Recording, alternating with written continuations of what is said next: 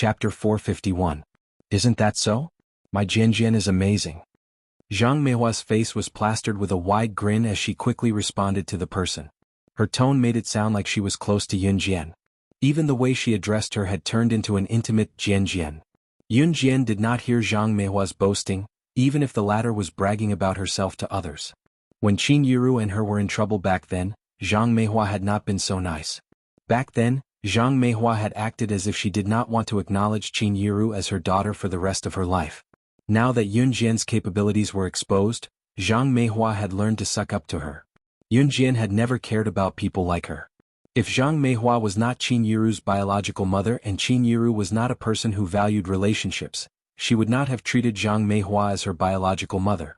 To Qin Yiru, no matter how her own mother treated her, she would not ignore Zhang Meihua forever. A person's nature was determined. Qin Yiru was a kind person. Yunjian could only accept it. Qin Yiru was her mother. In Yunjian's heart, Qin Yiru was someone who was worth protecting for the rest of her life. Zhang Meihua's family had set up 3 tables of food and wine tonight to entertain their distant relatives and neighbors. This was a custom in Xinjiang town as well as Longmen City. A few days before the new year, they would use pig's head and various dishes to worship the gods. After the worship, the sumptuous dishes would be used to entertain their relatives and friends to enjoy together. This was a superstition passed down from the older generation. At the same time, it was also a way to keep in touch with distant relatives and neighbors. After all, some distant relatives could no longer be contacted after the older generation passed away. At this moment, the 3 tables of dishes were almost full. Yiru, come sit here.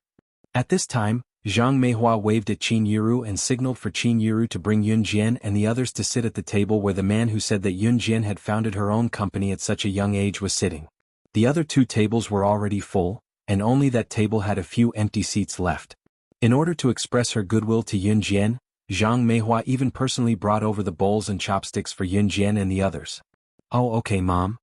Qin Yiru rarely saw Zhang Meihua being so protective of her, so she quickly took the child and sat over. Since Qin Yiru had gone over, Yunjian naturally wouldn't stand alone. She held Xiao Yunju's hand and sat down next to Yunyi. The table could seat more than a dozen people, so with the addition of Qin Yiru and the others, it was already full. Zhang Meihua squeezed herself in and purposely squeezed herself next to Yunjian's seat, acting like she was close to her. Jian, he's your uncle. Your uncle is a high-ranking official in Zhe province. Your uncle praised you just now, he said that you're amazing. Zhang Meihua could not help going over to Yunjian to introduce the person who praised her just now to Yunjian once she sat down. The person who praised Yunjian was Yunjian's uncle, Qin Yiru's cousin, Qin Li. Now that he was in Yunjian's generation, he was considered a distant relative of Qin Li's. Anyone with a discerning eye could tell what Zhang Meihua had said just now. She was sucking up to Yunjian but had pointed out a point in a roundabout way. Qin Li was a high-ranking official in Zhe province. It was already a compliment for someone like him to say that Yunjian was amazing. Chapter 452. In fact, Qin Li did look down on Yunjian. It could even be said that Qin Li looked down on Zhang Meihua's family.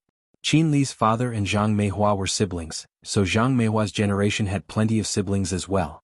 When it was Yunjian's generation, these people were no longer as close as they used to be. They were considered distant relatives now, but it was hard to say if they could maintain their relationship in the future. Qin Li, on the other hand, was always boasting about his status as a high-ranking official. Especially during the reunion dinner during Chinese New Year or when relatives gathered like today, it was a time to show off one's status. It was one thing for everyone to sit down and have dinner together. Of course, it was more important to talk about what one had done this year or how much one's income was. Comparisons were unavoidable. Especially those who had a higher income, they would think that they were superior while those who had a lower income and did not have a high status in society would feel inferior in comparison. Qin Li was the type of person who wanted to show off his status and high income in front of his distant relatives. As for why he looked down on Zhang Meihua's family, it was because in Qin Li's impression of his father's younger sister, Zhang Meihua's generation, there had never been a capable person. Unlike his own line of descent. Which one of them did not have excellent grades, get into a good high school or university, and finally get a decent job? In fact, other than Yunjian, Zhang Meihua and the rest did not seem to notice Qin Li's disdain for Zhang Meihua's family at all and fawned over Qin Li even more. Yunjian, on the other hand, ignored Zhang Meihua's words. Zhang Meihua's intention was clear. She wanted her to fawn over Qin Li and suck up to him as well. By doing so, It was like Zhang Meihua was introducing Yun Jian to an important figure like Qin Li. With this, Zhang Meihua thought that Yun Jian would owe her a favor. However, she did not expect Yun Jian to not give her any face. "Jian Jian, your uncle is praising you. Aren't you going to say something?" Zhang Meihua urged when she saw that Yun Jian did not give her face. As she spoke, Zhang Meihua even winked at Qin Yiru, as if she wanted Qin Yiru to tell Yun Jian to be obedient. However, Qin Yiru did not notice Zhang Meihua's frown. Qin Yiru thought that Zhang Meihua's eyes were hurting. She asked Zhang Meihua in confusion and worry, "Mom, what's wrong with you? Are your eyes hurting?" "It's fine." When Zhang Meihua heard what Qin Yiru said, she was so angry that her breathing quickened. She shouted at Qin Yiru angrily. In such a situation, Zhang Meihua couldn't speak carelessly. However, just when Zhang Meihua thought that Yun Jian wouldn't say a word, Zhang Meihua suddenly stopped talking.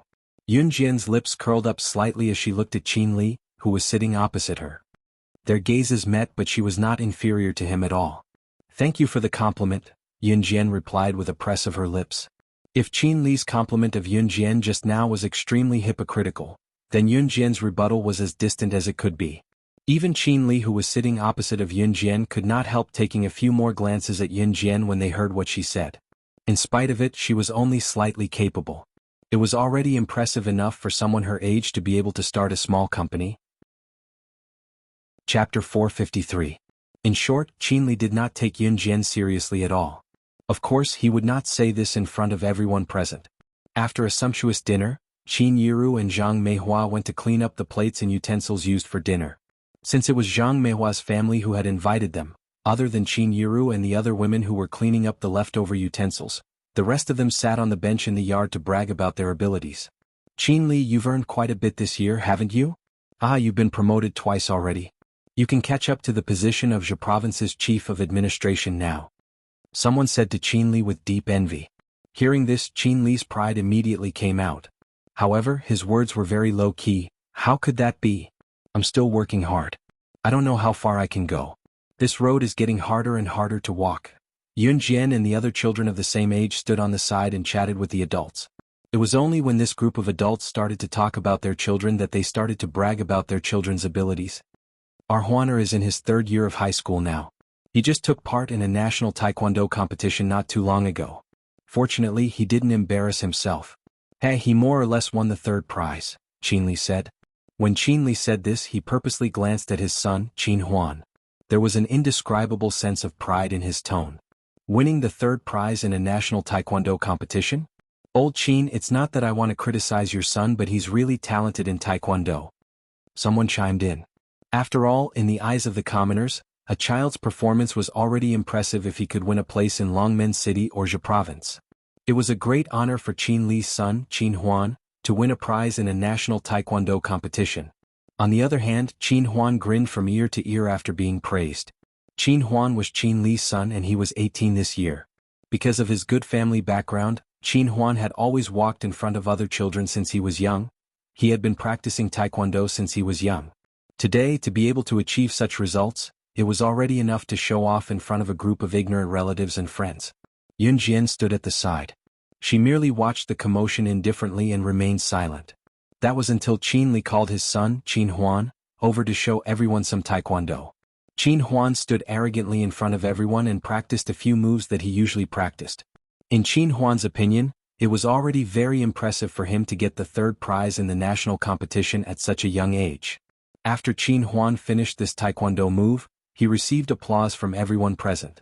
He even reached out to stroke his short hair to show off his domineering demeanor. "Tsk, was that all? Why don't you compete with Yun Jian? She's amazing." At this moment, Qin Fenger's mocking voice suddenly rang out. Qin Fenger was present and had been since the beginning. She was the daughter of Yun Jian's uncle in name, Qin Liqian, and this house belonged to Qin Liqian.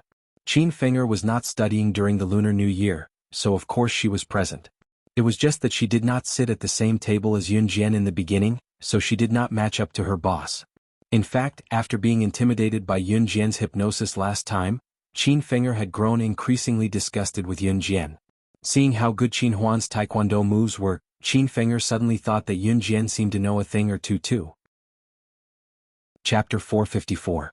Qin Huan was someone who had won the 3rd prize in the National Youth Taekwondo competition. Just based on this, Yun Jian couldn't compare to him. That was why Qin Feng'er suddenly thought of letting Yun Jian go up and fight with Qin Huan. Moreover, she purposely praised Yun Jian and made Qin Huan think that Yun Jian also practiced taekwondo. Qin Huan was competitive. Qin Feng'er's motive was to let Qin Huan think that Yun Jian had some ability and stimulate his inner competitive spirit to fight with Yun Jian. It would be best if he could cripple Yun Jian. It would be best if he could disfigure her face.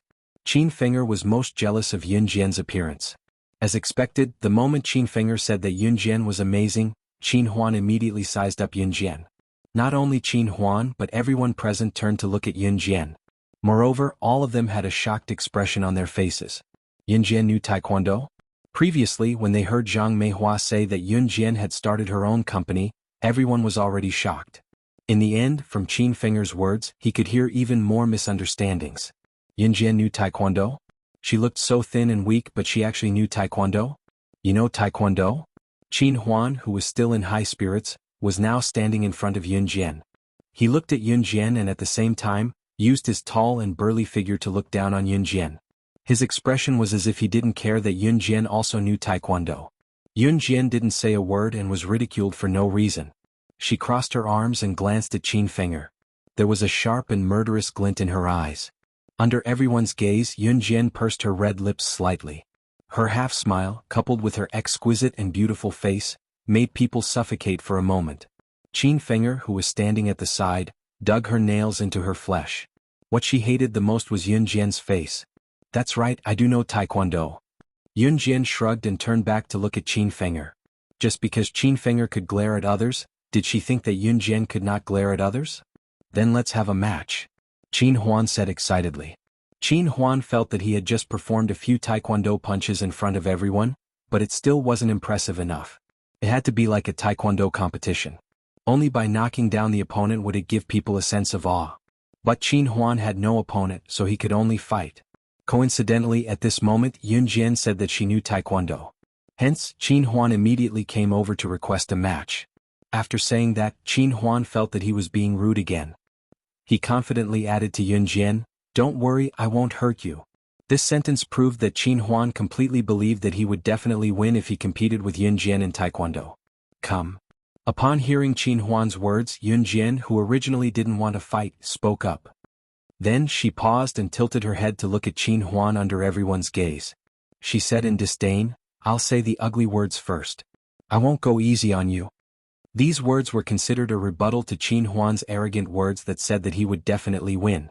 But after Qin Huan heard it, he was a little angry. He was the third prize winner of the National Youth Taekwondo competition. But today he was actually looked down on by a skinny girl? Hence, after Yun Jian said those words, Qin Huan reached out and punched. He rushed towards Yun Jian as fast as he could and muttered, "Then I won't hold back." Qin Huan struck a few standard taekwondo moves. Just as he was about to raise his hand to suppress Yun Jian's arm, suddenly, a pair of hands that were as agile as a snake stretched out simply. Yun Jian held Xiao Yunju's hand and didn't move. One of her hands went around Qin Huan like a snake's body and went straight to his abdomen. Just as he thought that Yun Jian was going to punch him, Yun Jian suddenly kicked him horizontally. Bam! When everyone blinked again, they saw the aggressive Qin Huan being sent sprawling on the floor by Yun Jian in the next second. Chapter 455. After Yun Jian said this, she glared at Qin Huan, who was lying on the ground. She held Xiao Yunju's hand and walked over to Yun Yi's side. Yun Jian didn't use any strength in this move. It wasn't that she looked down on Qin Huan, but if his fancy, complicated, and impractical moves were to be used internationally, he would be beaten unconscious countless times. Qin Huan, who was knocked to the ground by Yun Jian, stood up with widened eyes in shock. He stared at Yun Jian in utter shock, as if he could not believe what had just happened. He didn't even know when she made her move. He was already lying on the ground. In contrast to Qin Huan's shock, Qin Li, who was proud of his son and bragging in front of his relatives and friends, was also stunned. All the relatives and friends present were dumbfounded. Everyone sucked in a deep breath. Especially those who felt that Yun Jian had founded a company at such a young age and looked down on Yun Jian because of Zhang Meihua's bragging. At this moment they couldn't help but size up Yun Jian. Everyone knew that Qin Huan was the third prize winner of the National Youth Taekwondo competition. To be able to win a prize at the National Taekwondo competition was an amazing thing. But just now, a young lady subdued him in one move. That wasn't all. Yun Jian even directly pointed out that Qin Huan's moves were fancy and that he wasn't even worthy of being her opponent. What an arrogant and powerful young lady. As for the instigator, Qin Fenger, who was standing at the side, her eyes were about to pop out. How was that possible? How could Yun Jian defeat Qin Huan? Wait. At this moment, Qin Huan suddenly ran over to stop Yun Jian when he saw that she was about to stand to the side with Xiao Yunju. What? Yun Jian raised her brows and smiled. She didn't let go of Xiao Yunju's hand. Xiao Yunju also blinked his black eyes and sized up Qin Huan. He looked left and right at Qin Huan and shook his little head. This person was so ugly that he couldn't even be compared to his brother Ce. Qin Huan, who was being criticized by Xiao Yunju, didn't know what Xiao Yunju was thinking. He looked at Yun Jian with a serious expression. Qin Huan gritted his teeth and said, "How can you defeat me? I wasn't ready just now. I want to compete with you again." When Qin Huan said this, there was a sense of confidence that came from nowhere. Yun Jian's words just now had completely touched his pride as a man. Qin Huan felt that his manly pride had been severely insulted. Therefore he wanted Yun Jian to compete with him again. "And what you used just now wasn't a taekwondo move. I want to compete with you in taekwondo, not other unorthodox ways." In order to win, Qin Huan continued, "Do you dare to compete with me?" Just now Yun Jian defeated him in one move. This made Qin Huan feel that he had lost face in front of all his relatives. Therefore, Qin Huan was trying to make up for his embarrassment just now. Moreover, he was trying to convey to the surrounding people that he lost just now because Yun Jian didn't use taekwondo to fight with him. Although this reason was ridiculous, the surrounding relatives immediately helped Qin Huan. After all, most of the people present thought that boys had a better future than girls. No matter how powerful Yun Jian was, she was just a girl. His future achievements would always be limited. Chapter 456. With Qin Fenger's nonsense, Qin Huan became even more confident. Qin Huan suddenly felt that Yun Jian was using unorthodox methods to defeat him. After all, her hand speed was so fast just now and she wasn't using taekwondo. If it was taekwondo moves, Qin Huan was very confident that he could defeat Yun Jian. Because he had learned taekwondo very well, including what moves his opponent would use, he had learned from his coach. At the same time, he also studied what moves his opponent would use and how he should defend against them. It could be said that Qin Huan was full of confidence within the range of taekwondo moves. Therefore, in order to regain his face, he invited Yun Jian to fight again. He was a national youth taekwondo expert. If it was taekwondo, could she do it? When Yun Jian heard Qin Huan's words, she couldn't help but chuckle. She was already merciful just now, but Qin Huan actually used the excuse that she didn't use taekwondo moves to fight with him. He wanted to fight with her again? Fight again? Yun Jian raised her brows. She smiled slightly, but her smile was full of disdain. That's right. Seeing the surrounding relatives looking at him, Qin Huan wasn't willing to accept the fact that he couldn't even defeat a thin girl like Yun Jian. Therefore Qin Huan nodded fiercely. Seeing Qin Huan like this, Qin Li, who was standing at the side, knew that his son was serious. "Huan be gentle. Don't hurt the little girl," Qin Li even said to Qin Huan. "Dad, of course." Qin Huan nodded confidently as if he had already won against Yun Jian when he said this. Qin Li and Qin Huan were indeed father and son. It was really unknown where their confidence came from. Yun Jian only smiled contemptuously. She handed Xiao Yunju's hand to her brother Yun Yi, and let Yun Yi hold on to Xiao Yunju. "Brother, hold on to Xiao Yunju first." With that, Yun Jian walked towards Qin Huan. Her long and narrow eyelashes fluttered up and down, and her delicate and beautiful face was as smooth as water. Her delicate and clean face caused everyone present to be stunned once again. Yun Jian's looks were indeed stunning. Otherwise, Yuan Yingjun wouldn't have been so obsessed with her back then. However, they saw the stunning girl standing in front of a group of people in the open space in Zhang Meihua's front yard. As she spoke, she blew out a breath of warm air. Reaching out, Yun Jian hooked her finger at Qin Huan. "No matter how many times you try, whether it's taekwondo, sanda, or any other martial arts, as long as you can survive one move from me, you win." These words were considered a ruthless slap to Qin Huan's face. Yun Jian meant that he wouldn't even be able to take a single blow from her. Qin Huan spat fiercely, but he didn't have Yun Jian's boldness. He didn't dare to tell Yun Jian that as long as she could withstand one of his moves, she would win. Because from Yun Jian's moves just now, he could tell that she wasn't weak either. Ha! Qin Huan focused all his attention and roared. He clenched his fist and punched Yun Jian with all his might. This punch was much more powerful than the one Qin Huan used just now. Yun Jian's eyes flickered. She didn't move and watched as Qin Huan clenched his fist and rushed towards her. When Qin Huan's fist was only 10 centimeters away from her, Yun Jian suddenly tilted her head. She squatted down and spun around. In the next second, she actually circled behind Qin Huan in a strange posture. After that, Yun Jian lifted her leg and used an extremely standard taekwondo move to kick Qin Huan from behind to the ground. Everyone was stunned. Yun Jian's speed was simply unparalleled. It was much faster than the first time she beat Qin Huan up. So it turned out that she didn't display her true strength just now. Qin Huan was once again kicked to the ground like a dog gnawing on mud. At this moment, Yun Jian, who was standing behind Qin Huan, stretched out her slender right index finger in front of the astonished crowd. She smiled slightly and said with contempt, "One move." Chapter 457. Yun Jian didn't use any taekwondo moves just now, so Qin Huan found an excuse and even boasted that she wouldn't be able to win against him without using any taekwondo moves. At this moment, Qin Huan was speechless. In fact, Qin Huan, who was beaten down, was also stunned. He was beaten down by Yun Jian once again. And this time, everyone's eyes were bright. Everyone saw that Yun Jian had indeed used taekwondo moves to defeat him. Qin Huan completely broke down. He had been learning taekwondo since he was young, but now he couldn't even compare to a girl who was smaller and weaker than him. If this were to spread, where would his face go? Qin Finger, who originally wanted to use Qin Huan's ability to make Yun Jian suffer, was even more desperate. She gritted her teeth and glared at Yun Jian from the side. All right. It's just a small fight between two children. It's fine if you win or lose. Qin Huan, you're a man. It's normal for you to give in to a girl. Now come and eat an apple. This apple is freshly cut.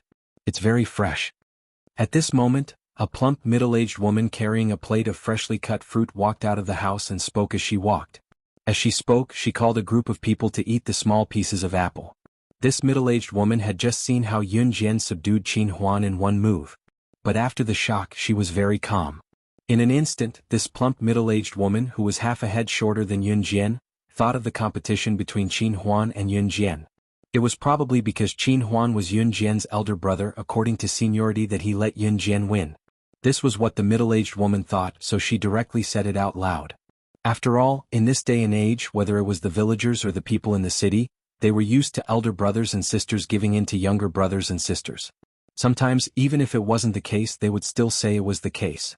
Just like how Yun Jian had beaten Qin Huan twice just now. In the eyes of this group of relatives, this plump middle-aged woman's words made them think that Qin Huan let Yun Jian win because he let her win. However, only Qin Huan himself knew how terrifying Yun Jian's strength was just now.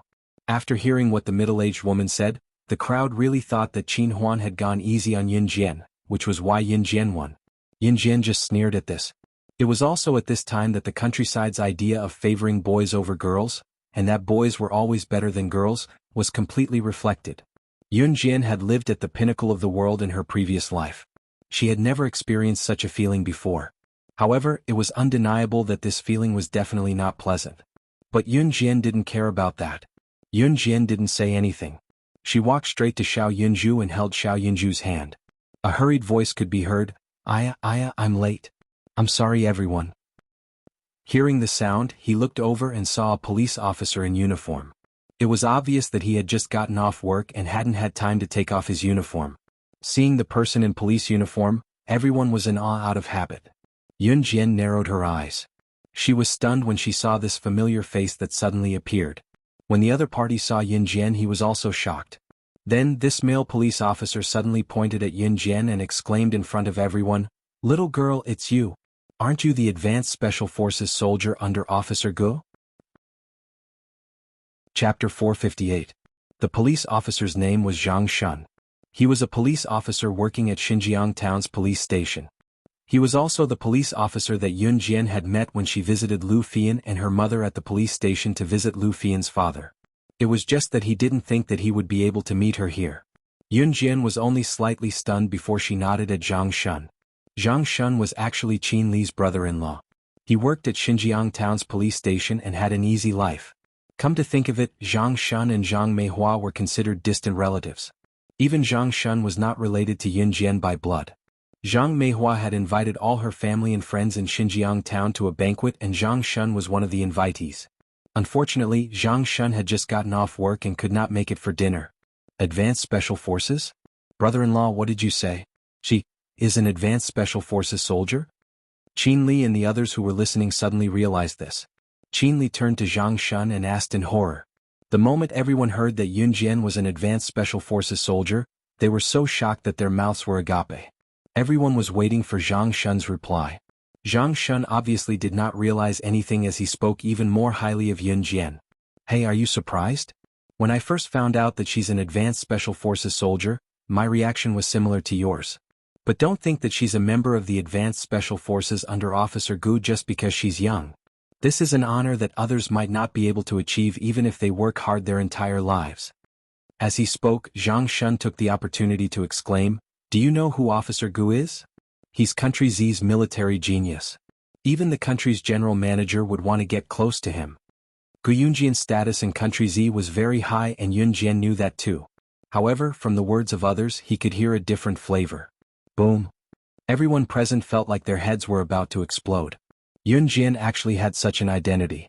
She was actually an advanced special forces soldier. At that moment, Qin Li was dumbfounded while everyone else was shocked. Qin Huan was completely stunned on the spot.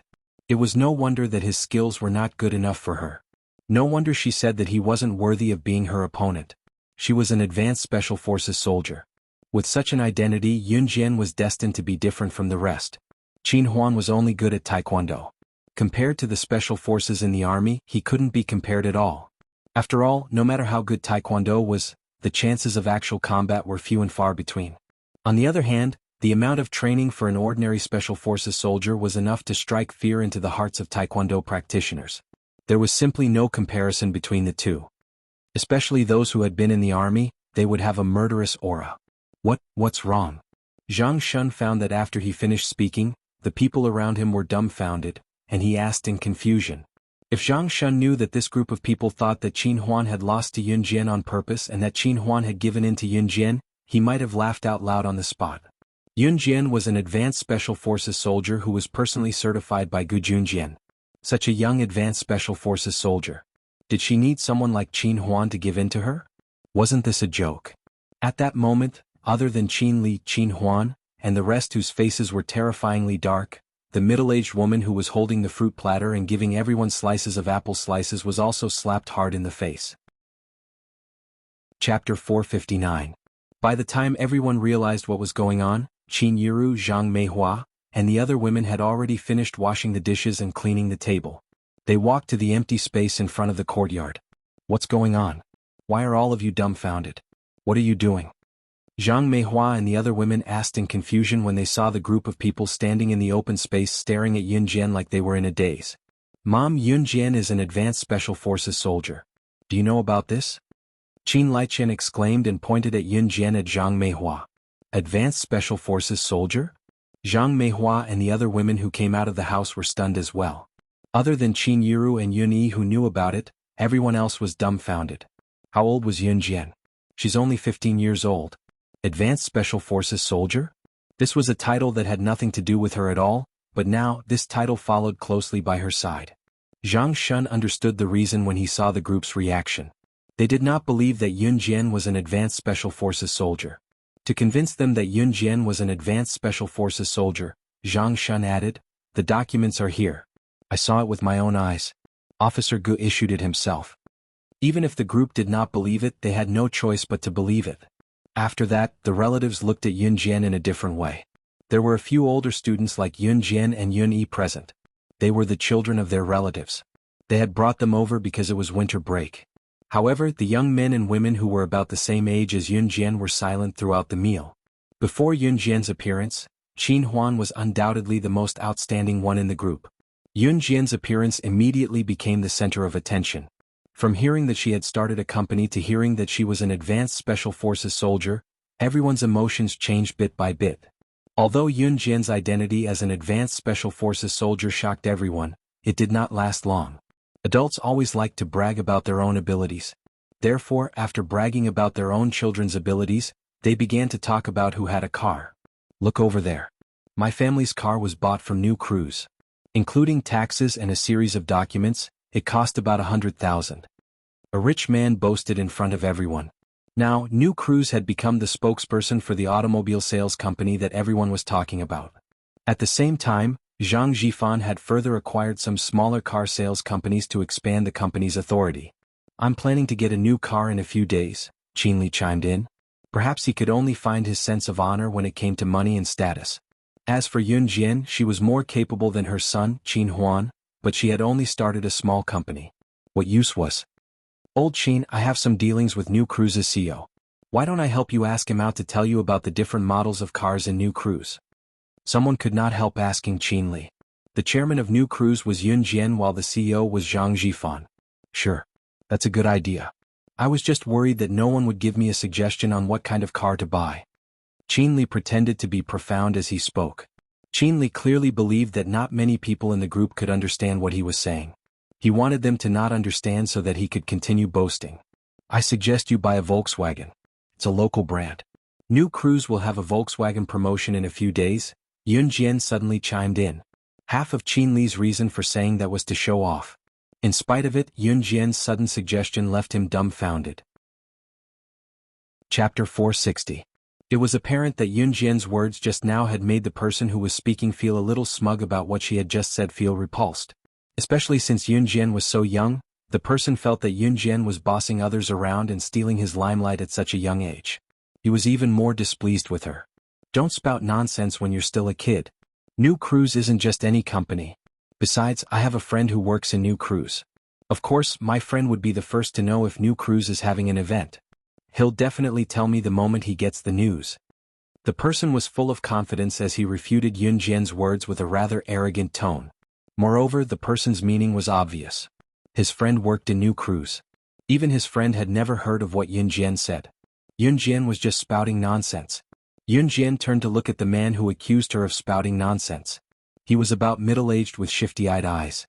Coupled with a face that was not even close to being handsome, he sent chills down one's spine just by looking at him. What was worse was that this person had red pustules on his face. He looked like he was not satisfied with his desires. Yun Jian glared at him and did not say anything else. Her words were directed at Qinli, not this man who looked like he was not satisfied with his desires. Of course, it was not her business whether Qinli listened to her or not. She was merely giving him a piece of advice. Qinli was obviously stunned as well. However, compared to this shifty-eyed man who looked like he was not satisfied with his desires, Qinli's gaze had a deeper depth to it. Then they went on with their own words. Yun Jian, who was standing far away, could still hear the man who looked like he was complaining about her to the people around him. Say, even though she's in the advanced special forces at such a young age, she shouldn't think that she's invincible. What kind of company is New Cruise? It's a famous company in the country. She's just a little girl. Do you think she can reach into New Cruise? The dissatisfied man deliberately spoke loudly, as if he wanted everyone present to hear him reprimand Yun Jian, so that he could embarrass her. At this moment, Qin Yuru was also feeling rather awkward. Zhang Meihua opened her mouth. If not for Yun Jian's silence, Zhang Meihua would have revealed Yun Jian's identity as New Cruise's director. However, Yun Jian didn't say anything, and Zhang Meihua didn't dare to say anything. She was still waiting for Yun Jian to take care of her when she was old. How could he offend her so quickly? Yun Jian and her brother Yun Yi stood together. From time to time she would tease Xiao Yunju, feeling very comfortable. It was as if what had just happened had never happened. Soon, the last trace of the golden sunset on the horizon had also disappeared. The sky was completely dark. The crowd had yet to disperse. Today was New Year's Eve and every family was staying up late. The night of staying up late was long, so the adults had already set up the table and started playing mahjong at Zhang Meihua's house. The children, on the other hand, were following the women to set off the small firecrackers they bought from the small shop outside their house. Screech. Just then the sound of a speeding motor was heard. The roar of a sports car resounded through Xinjiang town. What's that sound? Someone was surprised. What could be so loud? Isn't that the roar of a sports car? Looks like it's a sports car. Let's go, let's stand outside and take a look. The man with a face full of lust hurriedly pulled everyone outside. Chapter 461. These days the number of cars in town could be counted with one hand. A high-class car like a sports car was even rarer. Therefore, when they heard the sound of a sports car, everyone ran out, wanting to see what the legendary sports car looked like. Seeing the black Lamborghini slowly drive into the corridor of the courtyard, no one was surprised. After all, it was normal for cars to pass through the aisles in front of their houses. I wonder which family in town this car belongs to? This car. I think it's a Lamborghini. This kind of car, the price is no less than $1 million. The man with a dissatisfied face was called Wuxia.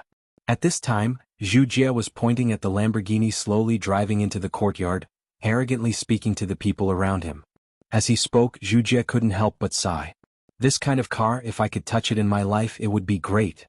Hearing these words directly, outsiders would really think that Wuxia was a very humble person. However, those who knew him well understood that Wuxia's words meant that even people like him, who knew influential people and had a good family background, couldn't touch this high-class car. His group of poor relatives couldn't even think about it.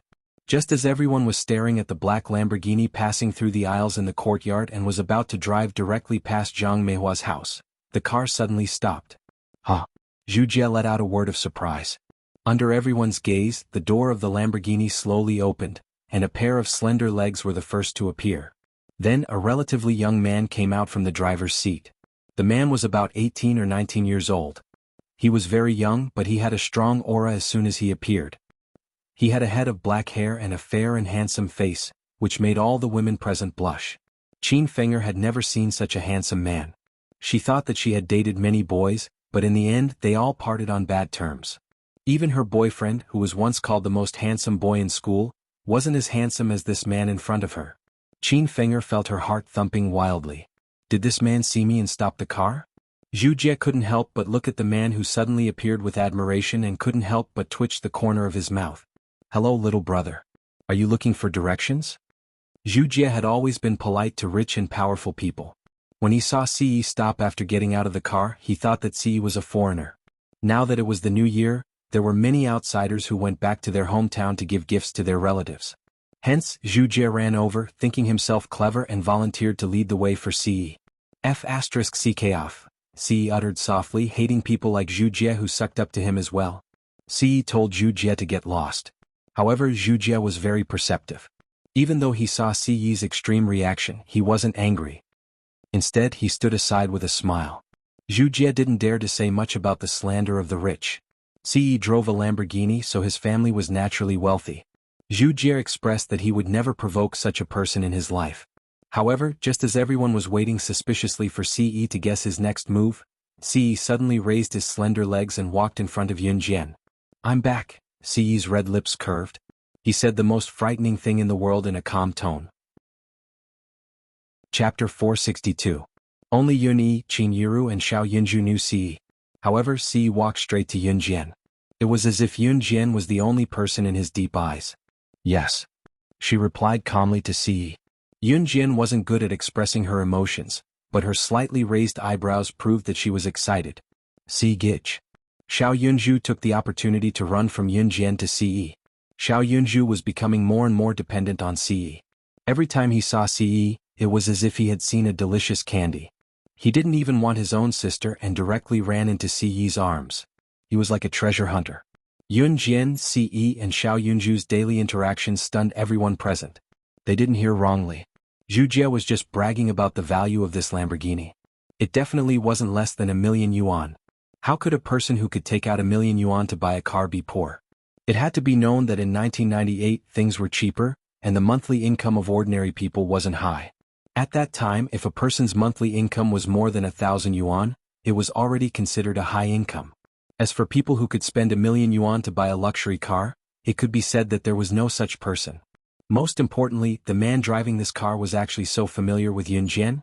Yunjian, Ce and Xiao Yunju stood together like a family. Everyone present was stupefied. As for Wuxia, who had just spoken rudely to Yunjian, he was so ashamed that he was speechless. He didn't even dare to appear in front of Yunjian and the others. Think about how he had just insulted Yunjian. That tone. To be honest, Wuxia had never thought about how successful Yunjian would be in the future. Even if she was capable, she was just a girl. There were a lot of things that minors were limited in doing. In Wuxia's mind, Yunjian was just a girl. How capable could she be in the future? However, when Wuxia ran to Ce to beg, he suddenly realized that Ce actually knew Yunjian. It was Wuxia's first time experiencing something so embarrassing. His expression darkened instantly. However, Wuxia didn't say anything else. Hey, you're here? There's still a stool left, take a seat and rest. Qin Yiru walked over with a smile as she called out to Ce affectionately. Then Qin Yiru asked Si worriedly, Have you had dinner? Si was holding Xiao Yunju's hand. He had rushed all the way back from Anhun Group because he had promised Yun Jian to come back and celebrate Chinese New Year with her. He had not rested for even a second on the way back, so of course he hadn't eaten dinner. Si Yi's hair fluttered as he shook his head at Qin Yiru. No. You child. Why didn't you tell me you were coming over? You haven't even learned how to take care of yourself. Fine, Andy will make you some noodles. You can't starve on an empty stomach, you'll get stomach problems if you go hungry for too long. Qin Yiru reprimanded Ce like an elder reprimanding a junior before turning to make noodles for Ce. Ce's heart was warmed. The heartwarming scene between Ce Yunjian and the others took on a different meaning in Qin Finger's eyes as her envy and jealousy intensified. Chapter 463. Qin Finger simply couldn't stand Yunjian, so she purposely raised her voice so that her friends and relatives would take a good look at Yunjian. It would be best if they misunderstood that Yunjian was Ce's mistress. After all, when Ce drove his Lamborghini, everyone assumed that he was a rich man's son. Other than those rich men who could buy anything they wanted, who else could afford a sports car that cost more than $1 million? In 1998, Country Z's economy had just started to take off. It was only in the 21st century that the economy started to pick up and gradually increased. The development of technology amazed everyone. However, one thing was for sure: in 1998 the prices of goods were still very cheap. Mistress. Before Yunjian could say anything, Ce had already raised his eyebrows. His handsome face was as if it had been carefully sculpted, as if it was a perfect masterpiece created by God himself, without the slightest flaw. What? Isn't that the case? Qin Finger replied confidently. Then she suddenly thought of something and immediately said it. It's New Year's Eve now. Why aren't you at home? Why are you here other than for Yunjian? Qin Finger's words were even more firm. It was as if she had seen the entire scene. Some people even felt that Qin Finger's words made sense.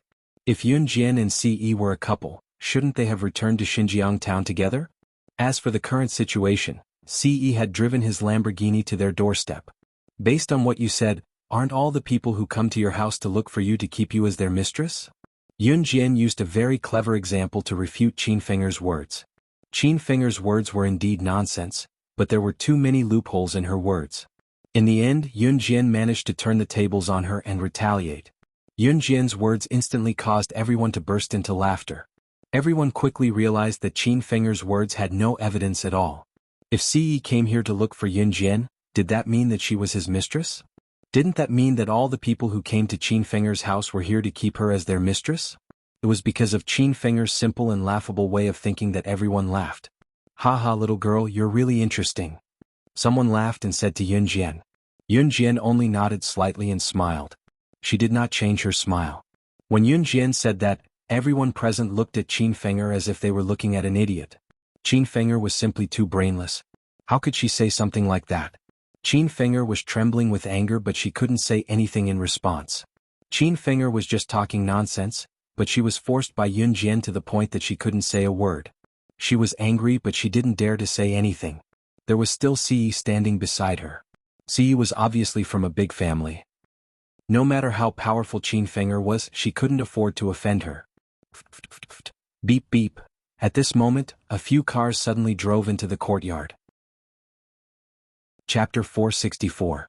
Among the cars that drove in, one of them was New Cruise's hottest-selling Volkswagen sedan from Country Z. Following closely behind was a military jeep. The two cars attracted a lot of attention as they drove in. At the same time, the two cars stopped at the courtyard entrance after Ce. What the hell? What's going on today? Why are there so many cars parked here? Someone could not help exclaiming when they saw the scene. Zhang Meihua's courtyard was small and narrow. Accommodating Ce's Lamborghini was already its limit, so the two cars were parked some distance away from the courtyard entrance. The reason why the person exclaimed was because in previous years, there were only a few small cars that could be seen in a small place like Xinjiang town. Today, 3 cars were parked in front of Zhang Meihua's courtyard entrance, completely stunning the crowd. Zhang Jifan, who got out of the Volkswagen sedan, felt as though he had just made a fortune and returned home. On the other hand, Zhang Jifan and his brothers were originally from Xinjiang town. However, their home was still in Xinjiang town. Another tall jeep also stopped in front of them.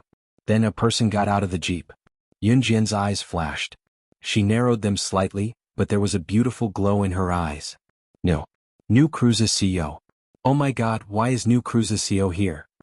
Zhu Jie did not make a sound for a long time, but when Zhang Jifan spoke, he pointed at Zhang Jifan as though he had seen some shocking VIP. Hearing that Zhang Jifan, who had appeared out of nowhere, was New Cruise's CEO, everyone was shocked. Everyone present looked at him from head to toe. With New Cruise's recent fame and Zhang Jifan's hard-working management that was not afraid of hardships, New Cruise had become the representative of Country Z. There were even businesses overseas that were interested in collaborating with New Cruise. Therefore, there was no one present who did not know about New Cruise. New Cruise had become the representative of the country's automobile industry. Facing Zhang Jifan, the CEO of New Cruise, the group of people started to get excited. Was him. This middle-aged man was New Cruise's CEO. This news was simply too shocking. In contrast to the crowd's surprise, Zhang Jifan did not show any hint of arrogance. Of course, pride was a must. Hello. Qin Li was the first to reach Zhang Jifan. Wiping the back of his hands, he extended his hand to shake Zhang Jifan's hand in greeting.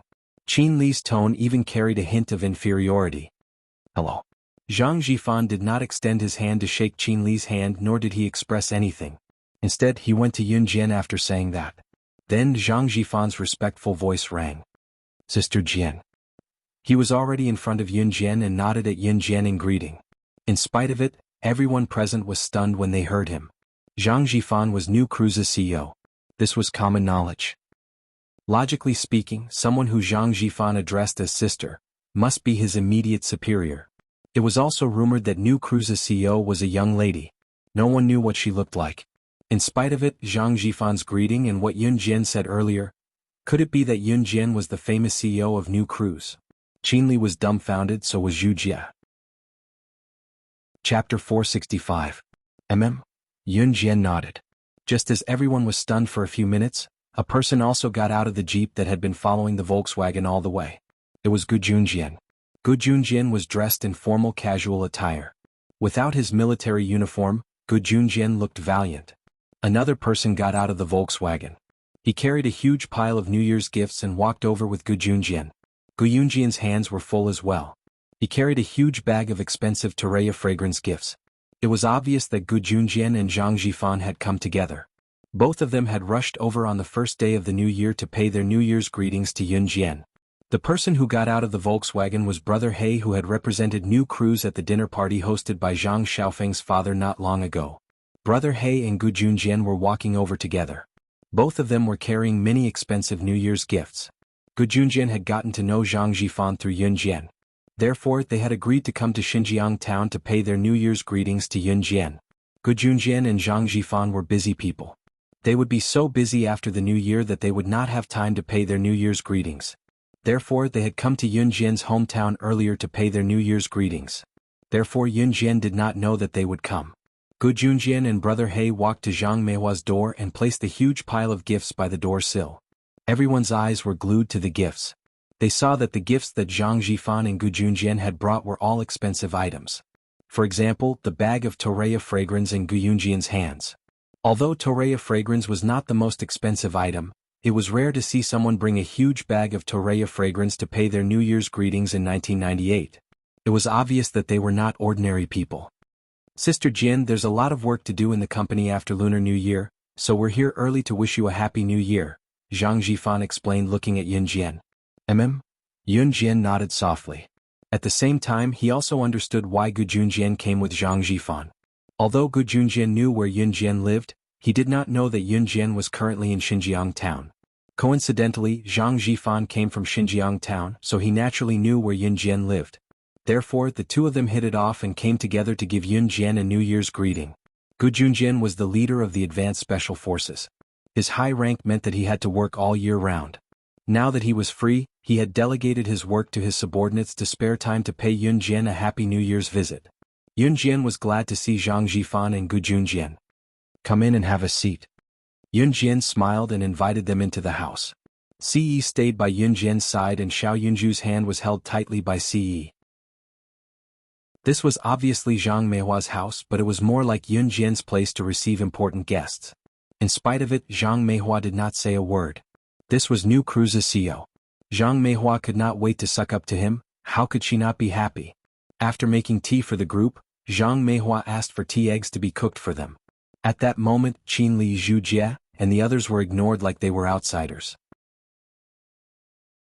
Chapter 466.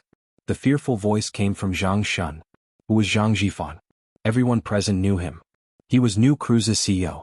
However, in comparison, who was Gu Junjian? No one present knew him. However, Zhang Shun's fearful words drew everyone's attention to Gu Junjian. The fact that New Cruise's CEO came personally to wish Yunjian a happy new year was already impressive enough. However, Yunjian was New Cruise's CEO after all. It was only natural for a subordinate to wish his superior a happy new year.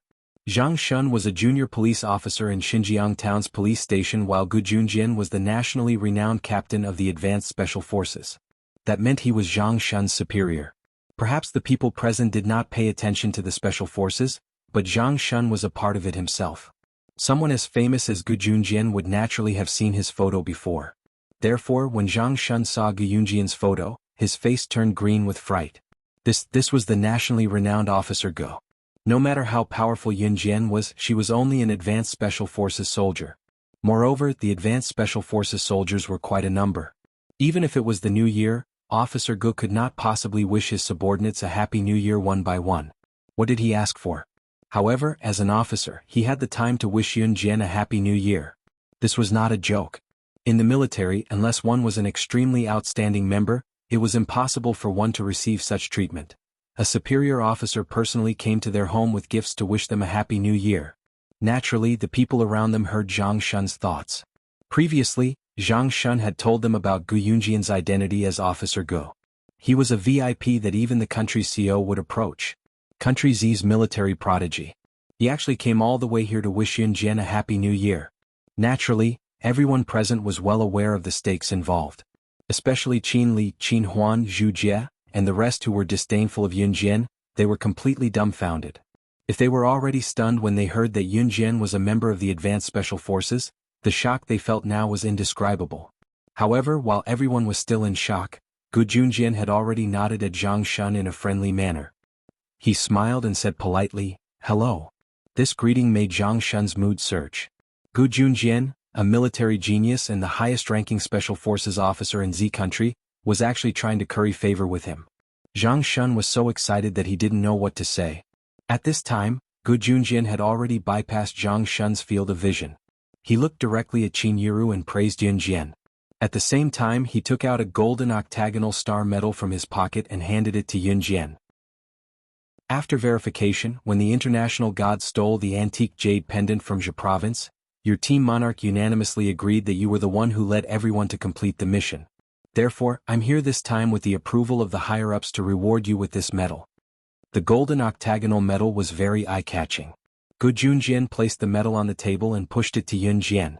Yunjian pursed her red lips and accepted it. The antique was stolen by the international god? And Yunjian was the one who recovered it? Oh my god, that's the international god. She actually was capable of that. Qin Li was shocked before he could finish his sentence. Now that the mission was completed, the theft of Country Z's antique from Zhe province was no longer a secret. Instead, it became Yunjian's honor for completing the mission. However, the moment Gu Junjian gave the honor to Yunjian, Qin Li was stunned. Qin Huan was the most horrified. He had wanted to compete in Taekwondo with Yunjian in an attempt to defeat her and show off his prowess. Chapter 467. In contrast to Qin Li and Qin Huan's shock, Qin Yiru and Yun Yi were stunned as well. Qin Yiru and Yun Yi were Yunjian's closest kin, but Yunjian's change was gradual. When did Xiao Jian become so amazing? Qin Yiru and Yun Yi were stupefied on the spot. Qin Yiru was at a loss for words. Her daughter had changed again, but as her mother, she had no idea. Yun Yi, on the other hand, looked at Yunjian in shock and said in disbelief, "Xiao Jian, Yunjian is excellent. She has the talent to be a Special Forces soldier too. I, Gu Junjian, have been in the military for decades and have trained countless young Special Forces candidates, but this is my first time encountering someone as amazing as her. There's no other like her." Gu Junjian interrupted Yun Yi and guffawed, giving the highest compliment he had ever given in his life. She was able to make Officer Gu give such an astounding evaluation. Everyone present could not help shuddering again. Was Yunjian really that good? Looking at the disbelieving gazes of everyone present on Yunjian, Gu Junjian joked, "Why don't you believe me? You guys haven't seen her skills. Diske. I, Gu Junjian, swear on my honor that even the veteran members of the Advanced Special Forces who have been on missions for decades don't have 1/10 of her ability. This was the difference. Gu Junjian had never lied nor had he belittled his veteran subordinates by praising Yun Jian. It was Yun Jian who had the ability. She had the ability to live up to his praise. Officer Gu, you flatter me, Yun Jian said with a smile, lowering her gaze. At this moment, everyone present could no longer describe their shock with words. Of course, that was excluding Ce and Xiao Yunju, who was shaking his head nonchalantly. Since Gu Junjian had said so, Yun Jian was naturally capable. Qin Yiru was shocked as well. Both she and Yuni knew that Yun Jian was in the Advanced Special Forces and received daily training, sometimes even going out on missions. Every time Yun Jian went out on a mission, Qin Yiru would tell her that her life came first and that she must come back safely. Qin Yiru, however, did not expect Xiao Jian's missions to be so difficult. From Gu Yunjian's words, Qin Yiru knew that Xiao Jian's ability had reached such a terrifying level. Mom, I don't take risks when I go out on missions. I'll only take action when it's completely safe. You don't have to worry about that. Yun Jian looked at Qin Yiru and saw through her worries. Qin Yiru was not proud of Yun Jian but worried that something would happen to her when she went on such a dangerous mission. Hearing Yun Jian's assurance, Qin Yiru's frown eased a little. Don't worry. Every mission I assign is based on their ability. If she doesn't have the ability to complete the mission perfectly, I won't assign her to it. Gu Junjian assured Qin Yiru as well. Qin Yiru looked up and glanced at Gu Yunjian's handsome face before nodding and telling him softly in a pleading tone, Officer Gu, please take care of my Xiao Jian. This was a mother's worry for her child. Gu Junjian nodded. In contrast to Qin Yiru's worry, Si was not bothered at all. Chapter 468. With Gu Yunjian's assurance, Qin Yiru felt much more at ease. Of course, she was also overjoyed after she calmed down. The joy came from Yun Jian's excellence. She was Yun Jian's mother. Hearing Gu Yunjian's praise, Qin Yiru as Yun Jian's mother, was naturally proud. At this moment, Qin Li and the others who had been completely ignored, continued to dejectedly bid their farewells. They didn't have the face to stay here anymore. Zhang Meihua did not ask them to stay as she watched them leave. She was busy entertaining Yun Jian, Gu Junjian, and Zhang Jifan, so she did not even have the time to send them off. Zhang Meihua was a practical person. She would hook up with whoever was successful. Before Gu Junjian and the rest came, Qin Li, who was a high-ranking official in Zhe province, had undoubtedly become the center of attention. Zhang Meihua of course fawned over him. Now that she saw Gu Junjian, Zhang Jifan, and Yun Jian, who were many times more powerful than Qin Li, she did not even bother to take the time to send them off. After they left behind a pile of tea leaves, eggshells, melon seed shells, peanut shells, and so on that were used to entertain guests during the Lunar New Year. The guests she entertained today were actually the same as the guests she entertained during the Lunar New Year. Qin Yiru and Zhang Meihua cleared everything on the table while Gu Junjian and Zhang Jifan bid farewell and left. It was already 9 o'clock at night. Time passed quickly as the group chatted away. It would take at least 2 hours to return to Longmen City from Xinjiang town, so it was almost 11 when Gu Junjian and Zhang Jifan returned. Why don't you all stay for the night? There are enough rooms at home. It was Qin Yiru's first time asking people to stay as the host since she returned to her parents' home. If it had been before, Qin Yiru would not have dared to say so. Zhang Meihua's house was actually the house of Yun Jian's uncle, Qin Liqian. Zhang Meihua and her late husband, Qin Youfu, had left this house behind because daughters were all going to get married when they grew up and they only had one son. It was reasonable that this house became Qin Liqian's property. A married daughter was like spilled water. Since Qin Yiru was married, there was no reason for her to return to her parents' home. Actually, even if Qin Yiru came back, she would incur his sister-in-law's displeasure. Qin Liqian was a married man now. Even if Zhang Meihua was still around, Qin Yiru could still stay with her parents for a while after the divorce. However, if Zhang Meihua was gone too, it would be awkward even if Qin Yiru wanted to come back in the future. This was the reality of rural people. Therefore, it was important for a girl to choose a good husband when she got married. Having an elder brother in her parents' home meant that it was impossible for her to return to her parents' home for a long period of time after the divorce. Qin Yiru had been forced to put up with Yun Gang's gambling addiction back then because she did not know where to go after the divorce. However, it was when Yun Gang's affair was exposed and her daughter and son strongly supported her divorce that Qin Yiru mustered her courage to cut ties with Yun Gang. I still have things to deal with at the company, so I won't stay. Zhang Jifan smiled apologetically at Qin Yiru's request to stay. Chapter 469. The joy that Gu Junjian displayed was the thrill of having a duel between experts. Honestly speaking, Gu Junjian had had this thought for a long time. It was not that he wanted to defeat Yun Jian, but he liked the thrill of dueling with an expert. It had been a long time since Gu Junjian met a decent opponent, and it had been a long time since he wanted to challenge someone one-on-one like he did today. Gu Yunjian's challenge was completely different from Qin Huan's. Qin Huan wanted to challenge Yun Jian purely because he wanted to put on airs in front of everyone. Gu Junjian, on the other hand, wanted to duel with Yun Jian because of Yun Jian's ability. To Gu Junjian, only a duel between two experts was the true meaning. The biggest difference between Gu Junjian and Qin Huan was that Gu Junjian would not find an excuse or feel indignant even if he lost. "Sister Jian, I'll be leaving with old He then," Zhang Jifan told Yun Jian with a smile. Yun Jian nodded at Zhang Jifan and watched as Zhang Jifan and old He reversed their car and left. It was only then that Yun Jian turned to look at Gu Junjian with a glint in her eyes. "I accept." Gu Junjian was considered an expert, and Yun Jian would never underestimate an invitation from an expert. Jie, what's a duel? Xiao Zhu wants a lollipop now." Right after Yun Jian said that, Xiao Yunzhu, who stood beside Ce, tugged at Yun Jian's sleeve and looked at Yun Jian pitifully. "Take Xiao Zhu to the shop to buy lollipops." Ce shoved Xiao Yunzhu's hand into Yun Jian's right in front of Gu Junjian and the others and even grabbed Yun Jian's hand. Yun Jian was about to say that she had just accepted Gu Yunjian's challenge and wanted to duel with him. As if he knew what she was thinking, Ce turned his exquisite side profile to face Gu Junjian. There was an unusual golden glow between his sharp brows as he glanced at Gu Junjian and said, "I'll duel with you on her behalf." Ce was not asking for Yun Jian or Gu Yunjian's opinion when he said that. He was only announcing the fact that he was going to duel with Gu Junjian in place of Yun Jian. Gu Junjian was stunned for a few seconds when he saw Ce suddenly stand up and say that he was going to duel with him on Yun Jian's behalf. Gu Junjian already had some understanding of Yun Jian's strength. However, Gu Junjian was unable to guess the bottom line of Yun Jian's strength. Therefore, Gu Junjian had another intention when he proposed to duel with Yun Jian. He wanted to test Yun Jian's strength. He wanted to test how strong Yun Jian was. Unexpectedly, Ce, who had been standing behind Yun Jian and holding Xiao Yunzhu's hand, said that he wanted to duel with him on Yun Jian's behalf. More importantly, Gu Junjian saw an unusual glint in this 19-year-old man's eyes. Gu Junjian did not dare to recklessly guess Ce's identity. Ce did not give Gu Junjian any chance to reject him either.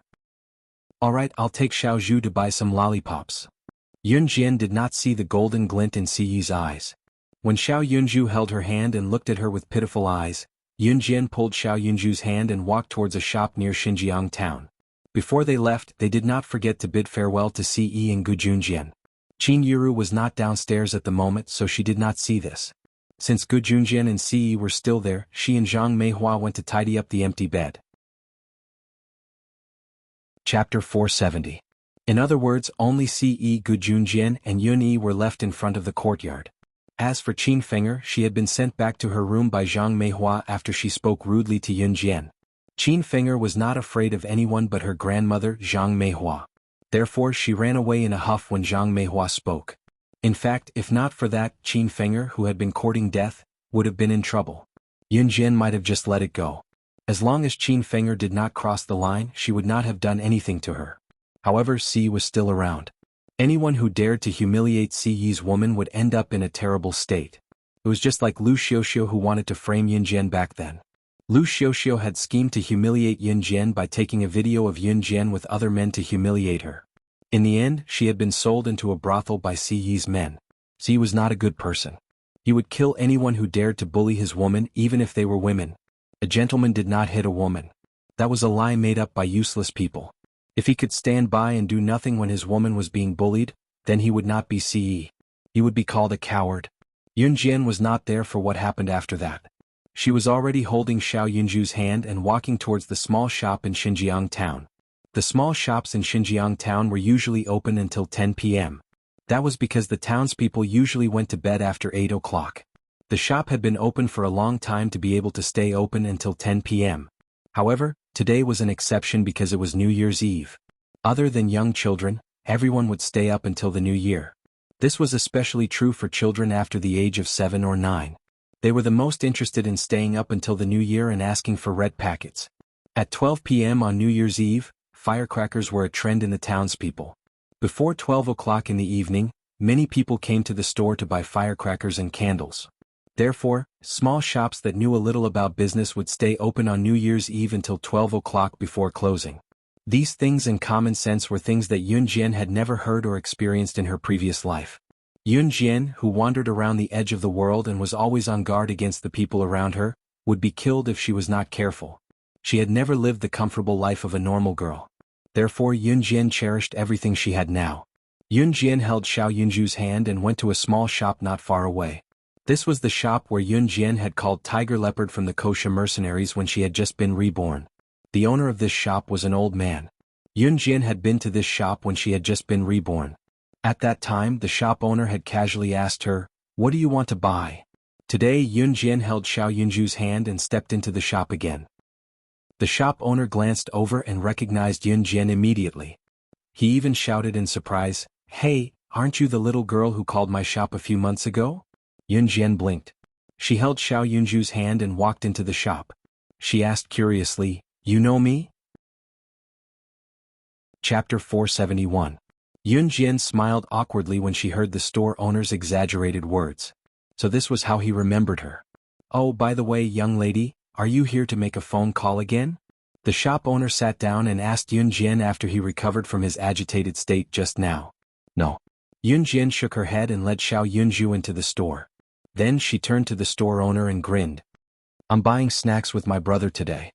She wasn't doing strange things. When Yun Jian was reborn she was always at the top of the world, so Yun Jian was unfamiliar with the world. She always did things her own way in her previous life, so she followed her own personality when she was reborn. However, after living here for a while, Yun Jian realized that it wasn't advisable to do that. "Oh, okay. Pick whatever you want." The store owner laughed heartily and nodded. Yun Jian held Xiao Yunju's hand and walked around the store. Someone came to buy fireworks outside, so the store owner went out to take care of it. Midnight on New Year's Eve was the time when the fireworks were the loudest.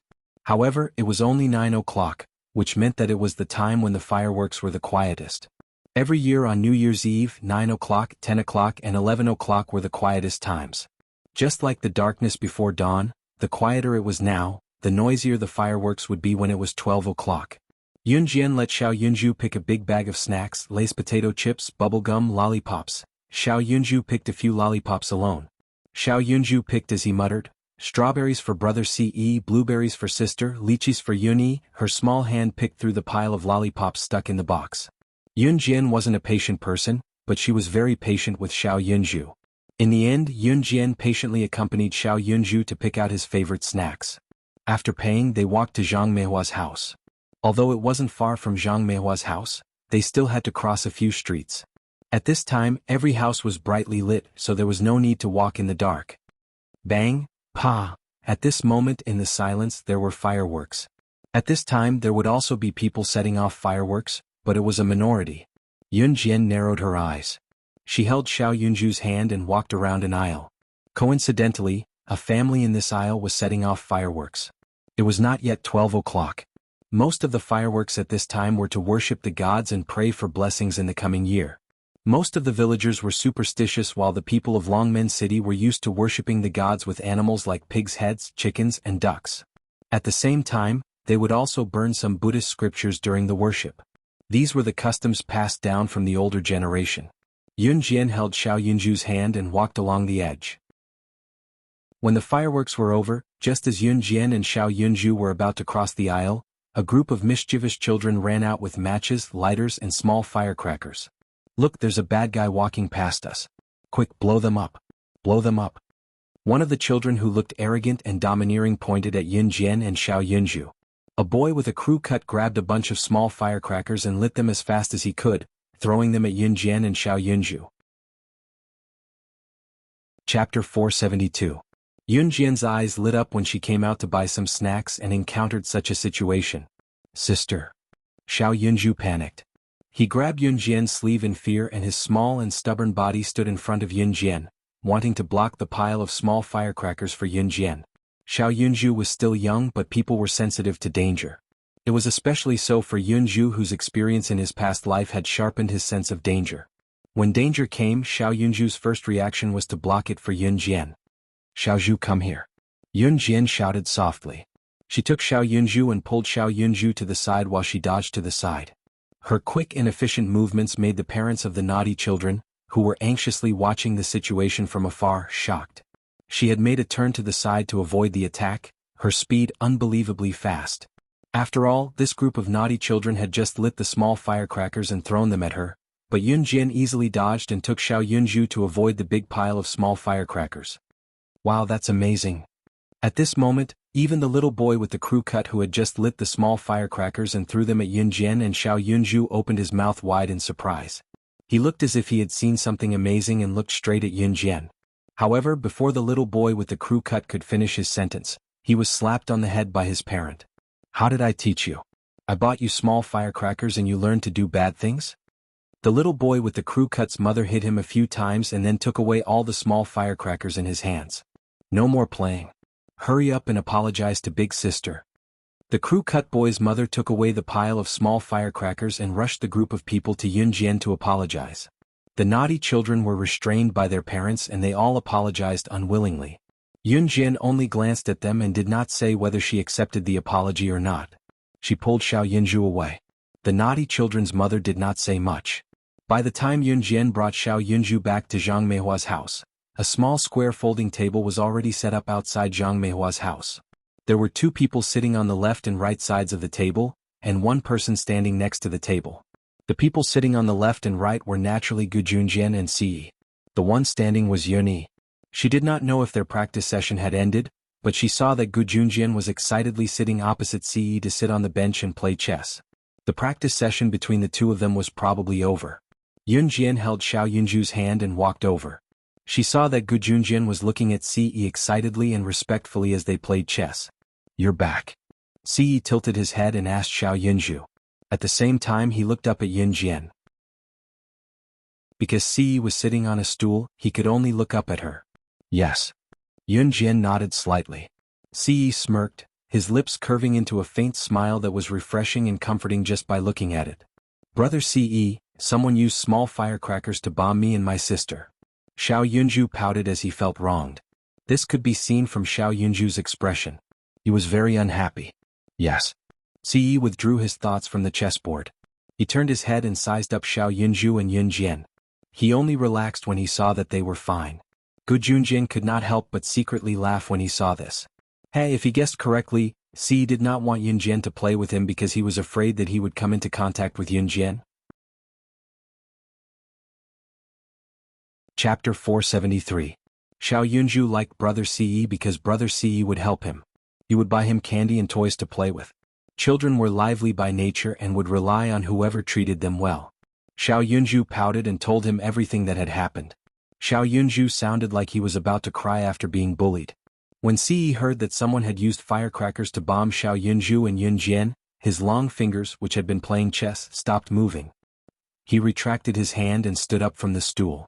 He strode over to Xiao Yunju with his long legs. He looked up and lowered his eyes to look at Xiao Yunju. There was a glint of anger in his eyes. "Who bombed you?" Si asked after a few seconds of silence. Coincidentally, Gu Junjian saw Si suddenly stop playing chess with him. He picked up a cup of tea out of boredom and blew on it twice to drink some tea. However, when he heard Si's words, he nearly choked on the tea in his throat. Once Gu Junjian was reminded of Si's terrifying skills and his wife-protecting demeanor, as well as what he had said just now, the atmosphere in the room was strangely subtler. He felt that his words did not match Si's frightening skills. "I'm not injured. It's just a prank by a bunch of naughty kids." When Yun Jian heard Si's words, she guessed that if she didn't explain herself, he would bring Xiao Yunju over to those naughty kids' houses. Si was indeed that kind of person. He was extremely protective and his personality was just like hers.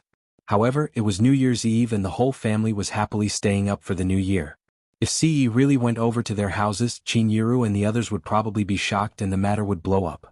It was a good new year, so they naturally had to be happy. As expected, when Si heard Yun Jian's words, he immediately retracted his vicious gaze. "Young man, come on. Let's continue playing chess. With Yun Jian's skills, you don't have to worry about her." "Ah." Gu Junjian extended his hand to greet Si with a hint of mockery in his voice. Si and Yun Jian were really a good match. Tsk, both of them were terrifyingly skilled. It looked like his old bones couldn't take it anymore. Ce reached out his hand to rub Xiao Yunju's short hair.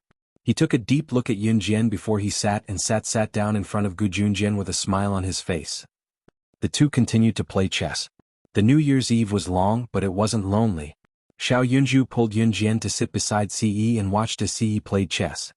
His little hand was still holding onto Lay's potato chips as he munched on them.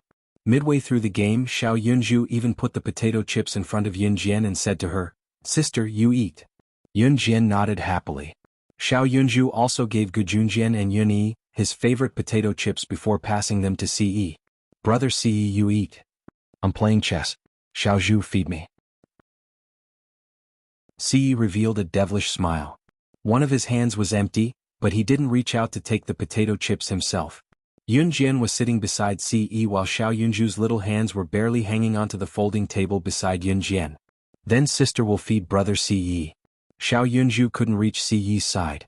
His little hand could only reach in front of Yunjian. He reached out but couldn't reach Ce, so he said to Yunjian. Gu Junjian, who was sitting opposite him, was speechless. Yunyi, who was standing at the side, was speechless. Yunjian's mouth twitched. Xiao Yunju still didn't know what was going on and stretched out his hand again. "Sister, hurry up. Xiao Zhu's hand is sore from holding the potato chips." When Yunjian heard that Xiao Yunju's hand was sore, she immediately picked up a potato chip and fed it to Ce. Chapter 474. He dared to be so impudent in front of Gu Junjian and her brother Yunyi. Warmth flowed through Yunjian's heart, but it was tinged with a tinge of annoyance.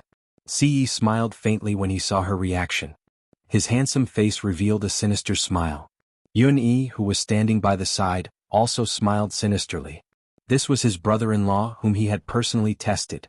If Yunjian heard what Yunyi was thinking, she would definitely hiss. "It's delicious." She heard Ce's comment out of the blue before his lips curled. His flawlessly handsome face arched a brow as he uttered, "I want more." Yunjian was speechless. Why didn't she realize that he loved eating potato chips so much? At this moment, Xiao Yunju had already placed the bag of potato chips in front of Yunjian. Sister gave it to him. Brother Ce said that he wants more. Yunjian quietly took out the bag of potato chips and placed it next to Ce's lips again. Strangely, the person who ate the most potato chips was Ce. When there were only a few mouthfuls left, Xiao Yunju hugged the bag of potato chips and refused to give it to Ce. He even pouted and said, "Brother Ce, you're bad. You eat the most. Sister bought this for Xiao Zhu.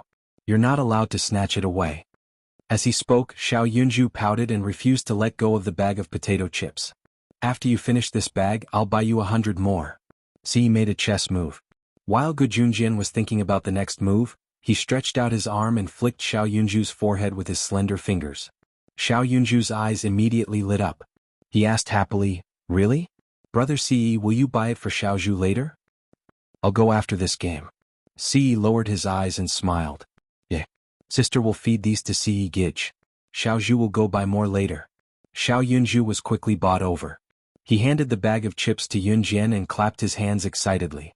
Yunjian looked at the remaining bag of chips and suddenly had the urge to facepalm and sigh. After a while the game ended. Ce defeated the last general on Gu Yunjian's side with the chess piece in his hand and won the game. "Young man, no matter what, I'm still your elder. No matter what, you have to give in to me." Gu Junjian shouted in distress. "Thanks for letting me win." Ce stood up. His hair was fluttering in the evening breeze. He pursed his lips and his handsome face was asking for a beating. "I'm not playing anymore." Gu Junjian spread out his hands and shouted. Ce also had the same thought. He smiled slightly and walked over to Xiao Yunju's hand and pulled him toward the store. When they left, Xiao Yunju was holding Yunjian's hand. Thus, Ce dragged Yunjian to the store through Xiao Yunju. "I'm old. I'm useless." Gu Junjian smiled awkwardly and stood up. Yunyi also smiled and nodded at Gu Junjian. Coincidentally, Qin Yiru had already made the bed and came downstairs. "Mom, I'll go upstairs first." When Yunyi saw Qin Yiru coming down, there was no one left to entertain Gu Junjian. He said and went to his room. "Oh, okay." Qin Yiru nodded. Thus, only Gu Junjian and Qin Yiru were left downstairs. Chapter 475. I won't compromise. I won't compromise. Ah. Gu Junjian laughed heartily as he was quite frank about it. Gu Junjian didn't want Qin Yiru to think that he was trying to appease her, so he sighed and said, "Don't think that I'm so noble. I'm just like those of us from the special forces. What kind of place haven't we slept in? How could there be a big bed when we're out in the wild? It's like using the sky as your room and the ground as your bed. Hehe, I'm used to it." Gu Junjian wasn't trying to get Qin Yiru to sympathize with him, but he was trying to convey that he wasn't a spoiled person. He wouldn't dislike this place just because the living conditions were bad. "Officer Gu, you're also someone with a story." Qin Yiru smiled, but her expression wasn't as stiff as before. Gu Junjian was easy to get along with, so Qin Yiru didn't feel pressured. "Aye, that's right. Who doesn't have a story when they're at our age?" Gu Junjian's smile weakened a little. He seemed to have recalled some sad memories. "That's right." Qin Yiru rubbed the back of her hands. Standing in the courtyard, the cold wind outside still made her shiver. "Officer Gu, let's go inside quickly. It's windy outside. Look, I didn't treat you well. I forgot that you were playing chess in the courtyard. The wind is so cold. Let's go inside quickly." Qin Yiru suddenly remembered that Gu Junjian and Ce had moved stools and folding tables outside to play chess. It wasn't that cold outside and there were lights outside Zhang Meihua's house. Gu Junjian was playing chess just now, so he forgot that he was still in the courtyard. However, after Qin Yiru reminded him, he immediately felt a little cold. He nodded and said, Aye, that's good. Haha, I was playing chess so well that I forgot that I'm already numb from the cold. I'm getting old. Ah." As he spoke, Gu Junjian helped Qin Yiru put away the folding table, low stool and other things into the house. Gu Junjian was an upright person. When Qin Yiru packed up her things and wanted to move the folding table and other clumsy things back into the house, he rushed to help her. Qin Yiru immediately had a good impression of Gu Junjian. Moreover, it was still early, so Yun Jian and Ce brought Xiao Yunju to shop at the store. After Zhang Meihua finished packing, she went to Xinjiang Town's town hall for a square dance. In this era, square dancing had already begun to sprout. As for Qin Liqian and his family, they were already nestled in their beds. They did not stay up for the new year as sleeping late was not good for their health. Furthermore, they cared about their health, so they went to bed early. Coincidentally, there was no one around and they had nothing to do. Seeing that Ce Yun Jian and Xiao Yunju were not around, and Yunyi had also returned to her room, Qin Yiru simply moved a stool over and started chatting with Gu Junjian in the house. They talked about their lives, their past, and their experiences. Qin Yiru and Gu Junjian were people who had spent half their lives, so naturally they had experienced many things. They would not have known if they did not ask, but after asking they found out that Gu Junjian had already divorced his ex-wife. The reason was that he was in the military and could not stay at home all year round to accompany his wife and son. His wife could not stand it and ran away with another man. There was only one son left in the family. However, his son was currently studying abroad and would not return home for the new year. Therefore, even if it was the eve of the new year when he reunited with his family, Gu Junjian felt that it did not matter whether he went home or not. Because if he went home, he would be the only one in the large and empty villa. Chapter 476. After listening to Gu Junjian's experience, Qin Yiru could also feel a trace of sadness from Gu Junjian's words. "Officer Gu must have loved your wife very much back then, right?" Qin Yiru asked. She was already in her 40s and had already given birth to 2 children. However, for some reason she was interested in Gu Junjian's affairs. Gu Junjian seemed to have no one to vent his frustrations on all these years. Now that he met Qin Yiru, it was as if he finally had a place to vent his frustrations. He nodded and then shook his head. "At that time I just thought that she was pretty. I don't know if I loved her or not. In any case, this marriage was arranged by my parents when they were still alive. Later on, she suddenly said that she wanted to divorce me, so I immediately agreed. Actually, I still have some feelings for her. After all, we have been together for so many years." Qin Yiru also understood after hearing Gu Junjian's explanation. She reckoned that Gu Junjian's marriage was the kind of marriage where the 2 families were well matched in terms of social status. The rich and powerful families of the upper class were particular about matching in terms of social status. Moreover, marriage matching would also involve the interests of both families.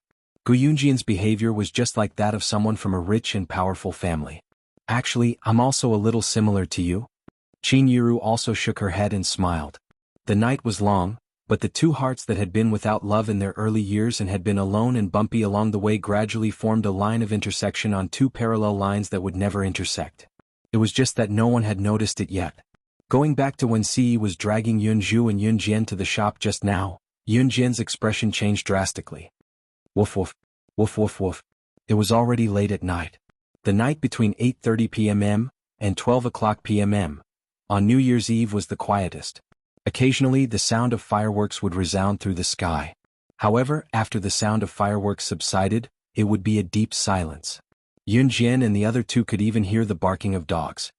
Sister, brother Ce, leave quickly. Xiaozhu is scared. There's a dog. Xiao Yunju held Yunjian's hand with one hand and Ce's hand with the other.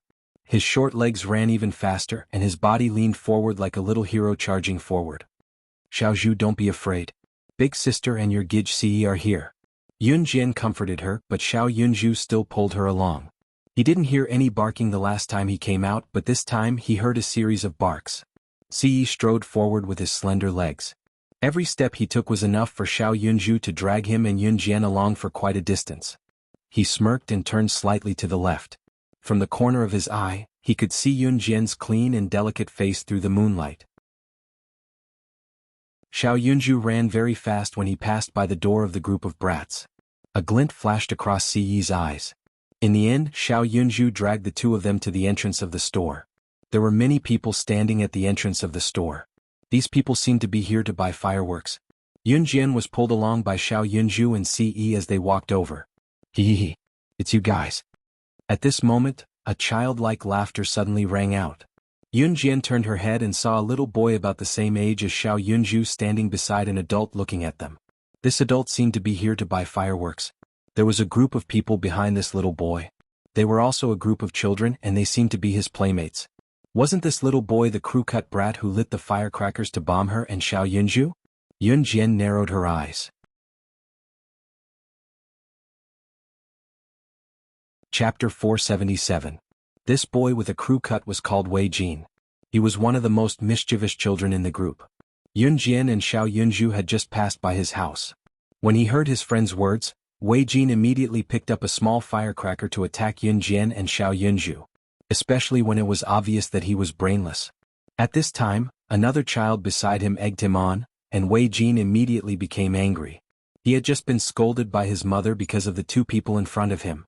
This is our territory. You are not allowed to come over. Before Yunjian and Xiao Yunju could say anything, Wei Jin had already put his hands on his hips and called for his friends to hold hands and form a wall, not allowing Yunjian and the other two to pass. Children's thoughts were very naive. When the surrounding adults saw what Wei Jin and his group of children did, they simply ignored them. Idiot. When Xiao Yunju saw this, he withdrew his small hands from Yunjian and Ce's hands and pulled his eyelids down. He stuck his tongue out at Wei Jin and the others and made a funny face. What? He said, we are idiots. You are the idiot, you are the idiot, you are the idiot. When Wei Jin heard this, his short and chubby body immediately walked over. Jin, come on, hit him. Chase them away. A group of boys stood behind Wei Jin and cheered. They were all typical brats. With this coaxing, Wei Jin became even more enthusiastic. When the adults weren't paying attention, he ran over and stretched out his hand to push Xiao Yunju. When children fought with children, it was usually you push me and I push you. Because the children were still young, most children didn't know any other complicated actions other than pushing each other around. However, when Wei Jin ran in front of Xiao Yunju and wanted to give him a hard push, Ce grabbed his wrist. You let go. This is between us men. Wei Jin used the attitude of an adult and looked up stubbornly at Ce. You want to bully him? Ce lowered her head and looked at Wei Jin, who was as fat as a rice ball. Her low voice was filled with dissatisfaction. Humph, he caused me to be scolded by my mother, so he wants to pay it back. Wei Jin gritted his teeth. Ha. Ce suddenly let go of Wei Jin's fat fingers. He snorted softly and didn't care about anything else when he let go. Wei Jin was a child after all. Since Ce had let go of his hand all of a sudden, he stumbled 2 steps backward and fell to the floor on his back. When he fell to the ground, his hands and buttocks didn't hurt, but Wei Jin sat on the ground and cried, Granny! Granny! Sob sob sob, someone is bullying me.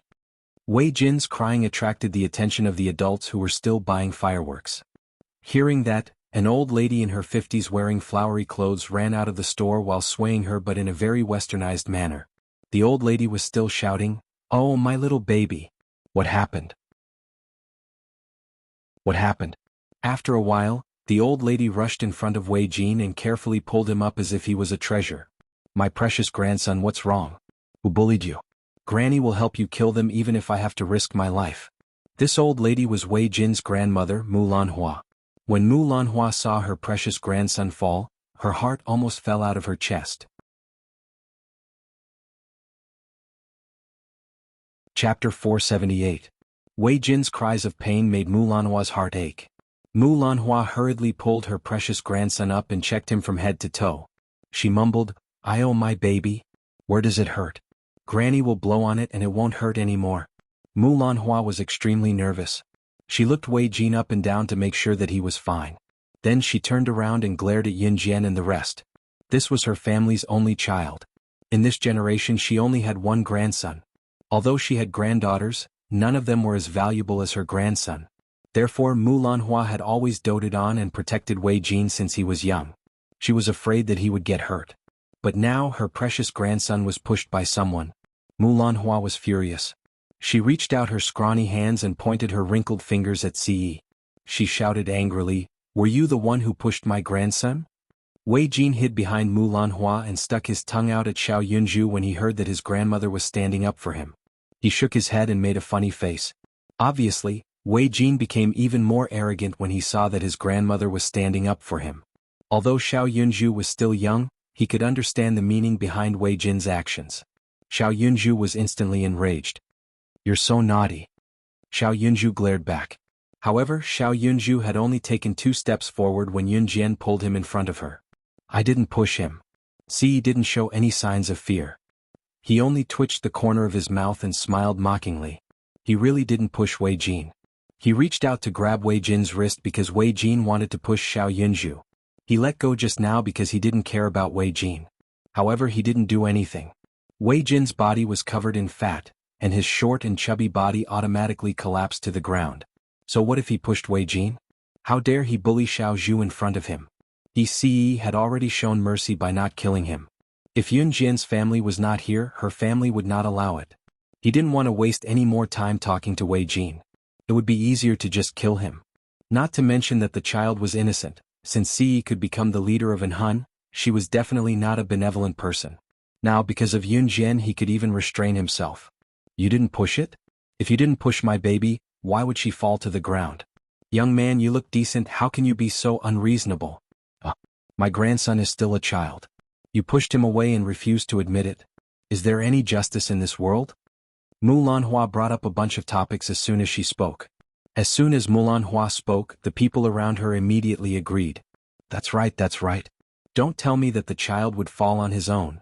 This young man is really, he pushed someone down but he doesn't admit it. The one who spoke was a long-tongued woman from the village. She usually liked to gossip and jeer with others. In fact, she did not even see if it was Ce who pushed Wei Jin to the ground. "Brother Ce, they're all bad."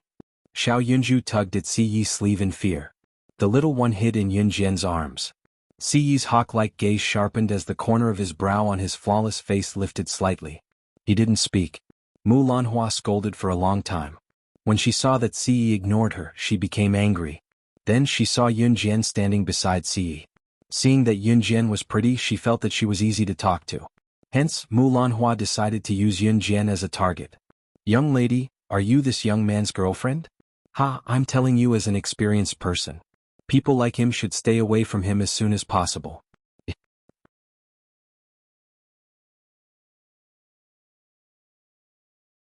Chapter 479. Ce shifted his gaze from Yun Jian to Mu Lanhua.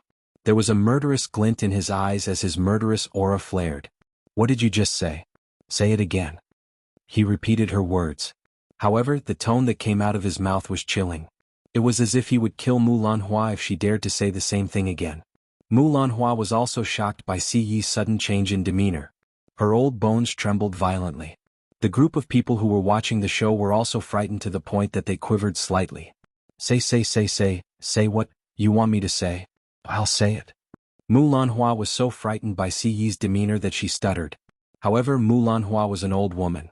If she didn't suffer any real pain, she wouldn't be afraid at all. Ce sneered when he saw Mu Lanhua's frightened look. This old woman actually wanted her to leave him. This was something that Ce would never allow to happen. Once he set his mind on someone, even if she died, she would be his. No one could take her away from him. He reached out and placed his slender fingers beside his belt. There was a pistol hidden here. Since this old woman had crossed his bottom line, he would not hold back anymore. Although it was troublesome to kill a person, it was just a matter of words for the Inhun organization to destroy a person completely. And since when had he, CE, ever restricted himself to anyone? CE was just about to reach for his pistol when a pair of soft hands held him back. Glancing at her from the corner of her eyes, she saw Yun Jian's pretty face shaking from side to side. She meant to tell him not to kill. Seeing her gesture and the fact that her hand was still holding his, CE's anger dissipated instantly and he let go of her. Yun Jian did not stop CE because she could not bear to see him kill. She had killed so many people in her previous life that she could pave a bloody path. She and he were walking on the same path. However, in front of Xiao Yunju, Yun Jian did not want him to relive the terrible scene. More importantly, it was New Year's Eve. According to Qin Yuru's words, they should celebrate the new year peacefully so that everyone could be safe in the coming year. Mu Lanhua had no idea that she had just escaped with her life. She was now afraid of CE. This was because the aura emitted by CE frightened her. How shocking. Horrifying. Mu Lanhua fiercely glared at CE as well as Yun Jian and Xiao Yunju. She cursed as she dragged Wei Jin into the store. Mu Lanhua continued, Jin, let's go. Granny loves you. Granny will buy you a bunch of delicious food. Mu Lanhua was immensely pleased with herself when she said this. Wei Jin was a left-behind child. Mu Lanhua doted on Wei Jin and provided him with good food and drinks since he was young. Wei Jin's parents worked outside and only came back during the new year.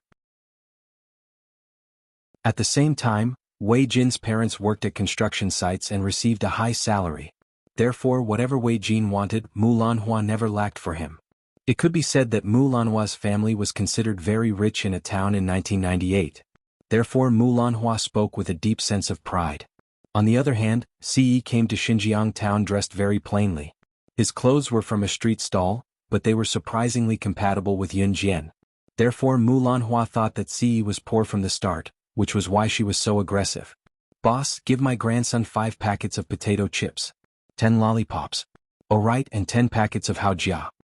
Mu Lanhua shouted at the top of her lungs the moment she entered the store, as if she was afraid that people did not know that her family was rich. Okay. The shop owner nodded with a smile. At this time, CE and Yun Jian had already accompanied Xiao Yunju into the store. Mu Lanhua looked at Yun Jian and the others with a look that said, Can you afford it?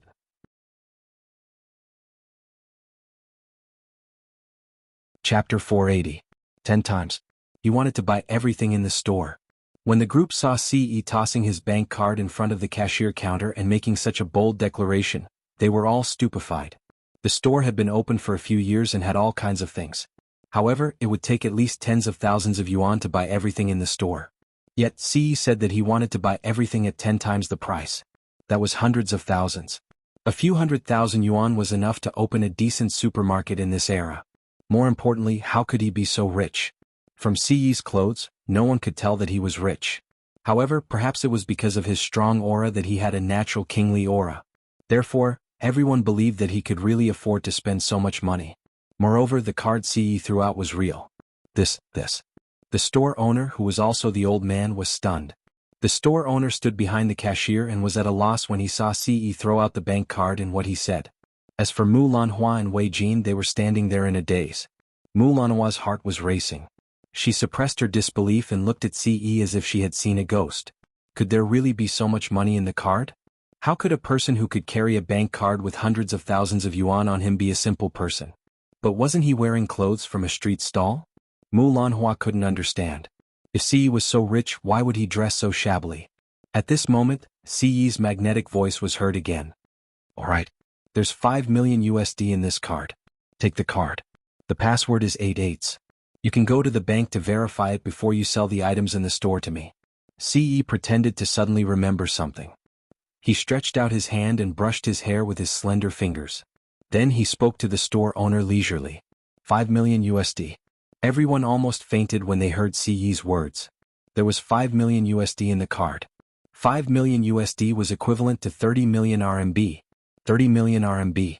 A millionaire was usually the kind of person who was worth millions. In 1998, there were very few people who could become millionaires. But what about CE? He flung out his card and it was 30 million. What a frightening thing this was. You. Mulanhua was not stupid. She could tell that Ce had slapped her hard in front of everyone. However, when Ce said that he would buy the store at 10 times the original price, Mulanhua had already regretted treating him this way. Initially, she had spoken rudely to Ce because he was dressed plainly and looked like a poor kid. However, Ce's generosity made everyone believe that even if he was the son of one of the richest men in country Z, no one would doubt him. I'm fine. The store is mine now. I don't intend to sell the items to you so you can leave. Ce narrowed his eyes. He glanced at Mulanhua from the corner of his eyes. His handsome face revealed a trace of contempt. Don't forget to take your grandson with you. He added a reminder. To be honest, this 5 million USD card was the card that Ce carried the least amount of cash on him. 5 million USD did not mean anything to him. After all, the assassins in Anhun would never accept a mission that was less than 5 million USD.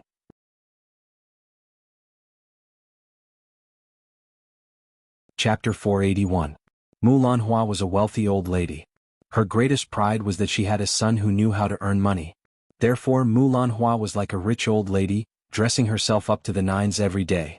At the same time, Mulanhua would also look down on those who were not rich. Of course, during this period she didn't forget to make friends with those rich ladies. Mulanhua was not polite to Ce and Yunjian, but at this moment she was speechless. Granny. It hurts. Wei Jin was still a child. He did not even have the concept of large amounts of money.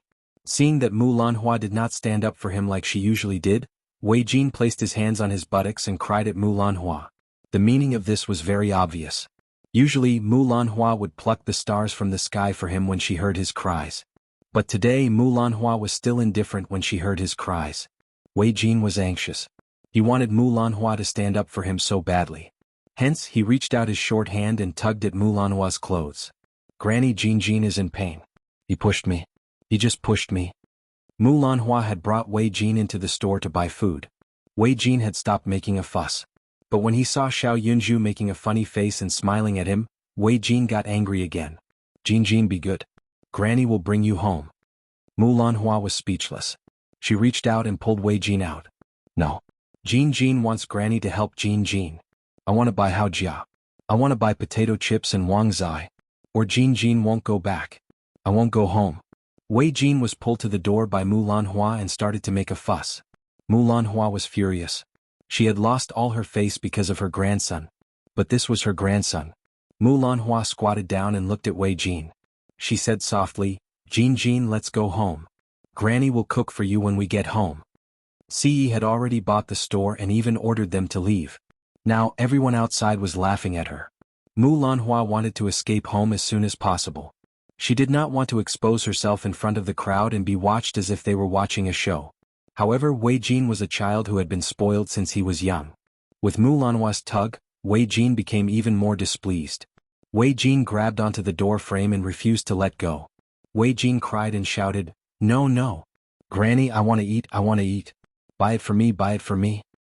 Jin, listen to me. Mulanhua bent down to pull Wei Jin. Wei Jin began to make threatening gestures. Crack. Wei Jin clawed at Mulanhua's face with her claws and fangs. Mulanhua could not help but scream in pain. In the next second, everyone saw a very deep fingernail mark on Mulanhua's cheek where Wei Jin's sharp nails had scratched. Fresh blood quickly flowed out from the fingernail imprint. There wasn't much blood. But after all, he had grabbed her cheeks. The face was the most important part of a woman. Even though Mulanhua was old, she still cherished her face. Mulanhua suddenly screamed in pain. She reached out and touched a pool of blood on her face caused by Wei Jin's scratch. Then she pounced on Wei Jin like a madwoman. She muttered, Granny dotes on you so much but you're still acting like a granny. Do you have a conscience? Mulanhua doted on her grandson, but she loved herself more. Chapter 482. Mulanhua pounced on him. She was really punching and kicking her grandson. Everyone in town knew that Mulanhua loved her grandson dearly. However, no one knew that she loved her grandson more. If she had to choose between her grandson and herself, Mulanhua would definitely choose herself. What was the point of doting on her grandson? Wasn't it because she was afraid that no one would take care of her when she grew old?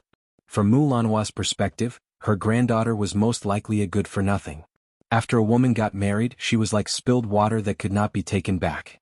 Hence, Mulanhua gave her heart to Wei Jin. Her motive was obvious. She wanted her grandson to take care of her when she grew old and needed someone to take care of her for the rest of her life. Unfortunately, Wei Jin had just done something that Mulanhua couldn't accept. He had scratched her face. Mulanhua was dressed to the nines. She was already in her 50s and 60s, but she could still do this. It was obvious that she cared a lot about her appearance. That deep claw mark had scratched Mulanhua and also exhausted her last bit of patience. That was why she attacked her grandson Wei Jin and lost control of her emotions. Her face. Such a deep claw mark. Even if it could recover in the future, it would probably leave a scar. The surrounding people were dumbfounded when they saw Mulanhua, who usually doted on her grandson, pounce on Wei Jin and pinch him while scolding him. Mulanhua was hitting Wei Jin as hard as she usually doted on him. Wei Jin was so scared that his whole body was shaking like a sieve. He looked at his grandmother in horror. For the first time, he felt that this shrewish grandmother in front of him was not like the grandmother he used to know. In the end, the surrounding people could not stand it anymore and pulled Mulanhua away. Wei Jin was so scared that he curled up and did not say another word. In the end, Wei Jin's mother heard about the incident and rushed to the store to take Wei Jin and Mulanhua away. The farce ended, but it was not hard to see that after today, the topic of Mulanhua doting on her grandson would change. The shop owner, who had been silent all this while, held Ci's bank card in his hand. He finally had a chance to speak and asked Ci, "This card? Take the card. Go to the bank to verify it and get the money. Bring everything in the shop to this address." Ci reached out and used his slender fingers to pick up a broken black pen by the cashier's counter. Then he took a piece of white paper from the table and quickly wrote down an address before handing it to the shop owner. The shop owner was stunned. He took the card and frowned at Ci. "Young man, aren't you afraid that I'll take all the money in this card if you tell me the password?" "Of course I trust you." Ci smiled nonchalantly. The shop owner's heart warmed. He laughed loudly and accepted the card and address. Then he promised Ci, "I, old Zhang, have been doing business for so many years and have never been greedy. Don't worry, I won't take a single cent of the extra money in the card. I'll send the item to you." "Okay." Ci smiled. In the end, Xiao Yunju picked a few packets of Lay's potato chips for himself. He could not eat that much even if he played with them. Besides, Ci had bought the entire store. In the future, Xiao Yunju would have everything he wanted. After Xiao Yunju bought the snacks, the three of them quickly returned to Zhang Meihua's house. On the way back, they saw that Wei Jin's front door was tightly shut. Needless to say, there was already a huge commotion going on.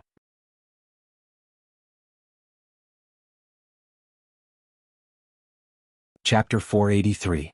The moment Yun Jian smiled sweetly, Ci caught sight of it. He smiled silently and raised his eyebrows. Yun Jian and Ci brought Xiao Yunju back to Zhang Meihua's house. Qin Yiru and Gu Junjian had already started chatting happily. When Yun Jian opened the door and walked in, Qin Yiru and Gu Junjian didn't feel anything was wrong. The conversation between Qin Yiru and Gu Junjian was akin to complaining about her years of suffering to the other party. Finally, the heavy burden in her heart was released. All these years, whether it was Qin Yiru or Gu Junjian, they had hidden their hearts in the deepest part of their hearts and didn't let others find out. But just now the two of them had a heart-wrenching conversation. Since they were outsiders, it didn't matter even if they revealed everything. So Qin Yiru and Gu Junjian chatted happily. At this moment, Yun Jian, Ci and Xiao Yunju returned. "You're back?" Qin Yiru asked when she saw Yun Jian and the other two walk in.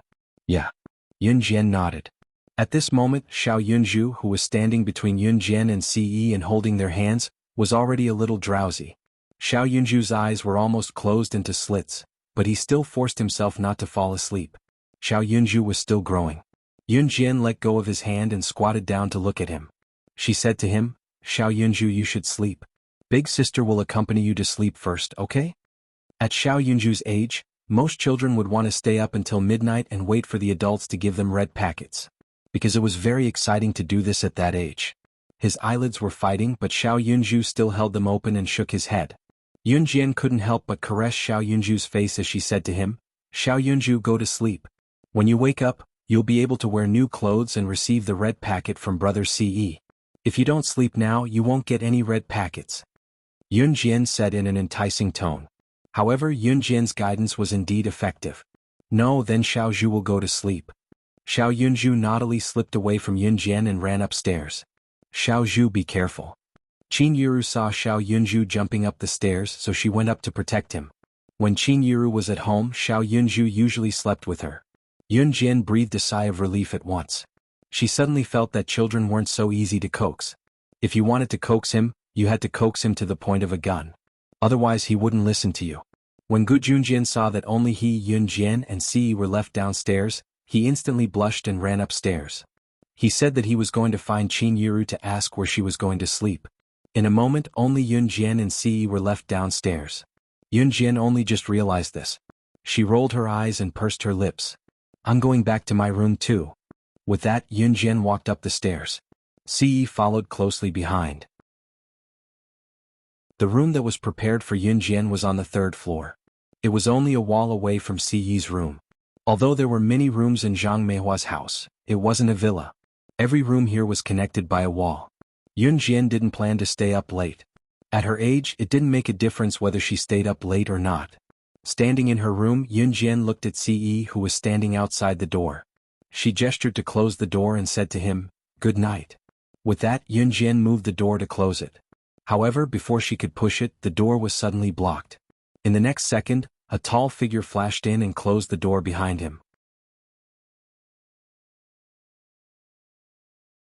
Chapter 484. By the time Si said that, he had already squeezed his way in and closed the door. Yun Jian's face froze for a second before it was quickly covered by a flush of redness. "Get out!" Yun Jian shoved Si, anger flashing in her beautiful eyes. Si was like a statue, unable to budge no matter how hard Yun Jian pushed him.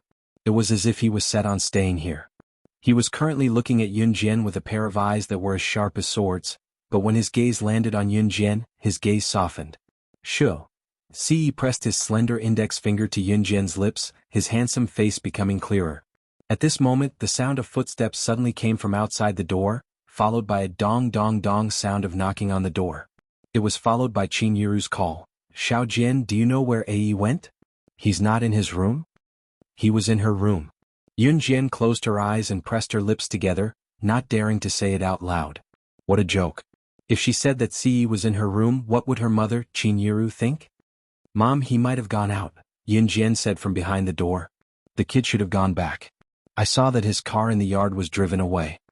Gu Yunjian's deep male voice came from outside the door. Yun Jian was speechless. She wanted to say that Si was in her room, so how could his car be driven away? However, if she told Qin Yiru, who was outside the room, "That child, he didn't even tell me he was leaving." Qin Yiru muttered to herself before shouting at Yun Jian, who was inside the room, "Xiao Jian, go to sleep first. I was planning to let Ai and Officer Gu sleep together tonight, but since he's gone, forget it." Qin Yiru went away as she spoke. Yun Jian, however, was stunned. Si and Gu Junjian were supposed to stay together for the night, but now that things had come to this, looks like I'll have to sleep here tonight. Si shrugged, leaning against the wall with his slender body leaning against it. There was a hint of fake helplessness in his tone. "Unless you want your mom to know that I'm here." Si smirked and stared straight at Yun Jian. Yun Jian understood right away. She gritted her teeth and glared at Si. "When did you drive the car away?" "Adam's here too." Si leaned against the wall and moved away from it, his long legs striding toward Yun Jian with an arrogant gait. Adam was here too, but he was only here to drive the Lamborghini away for him. Yun Jian felt like she had been tricked. She gritted her teeth and bit her lip at Si. "Do whatever you want." She did not care anymore. With that, Yun Jian ran to the bed, pulled the blanket and rolled over to close her eyes. However, Yun Jian's action looked like she was acting coquettishly in Si's eyes. He smirked. With her eyes closed, Yun Jian could feel Si's gaze sizing her up. The night was quiet. Suddenly, Si's presence vanished completely. Yun Jian opened her eyes and realized that Si, who was standing in front of her, was gone. The windows of the house were opened and a cold wind blew in. "He's gone?" Yun Jian lowered her gaze, actually feeling a little reluctant to part with him. Before Yun Jian could think further, the blanket covering her body was lifted from her back. A tall figure squeezed in. In spite of it, Yun Jian froze the moment she felt the tall figure.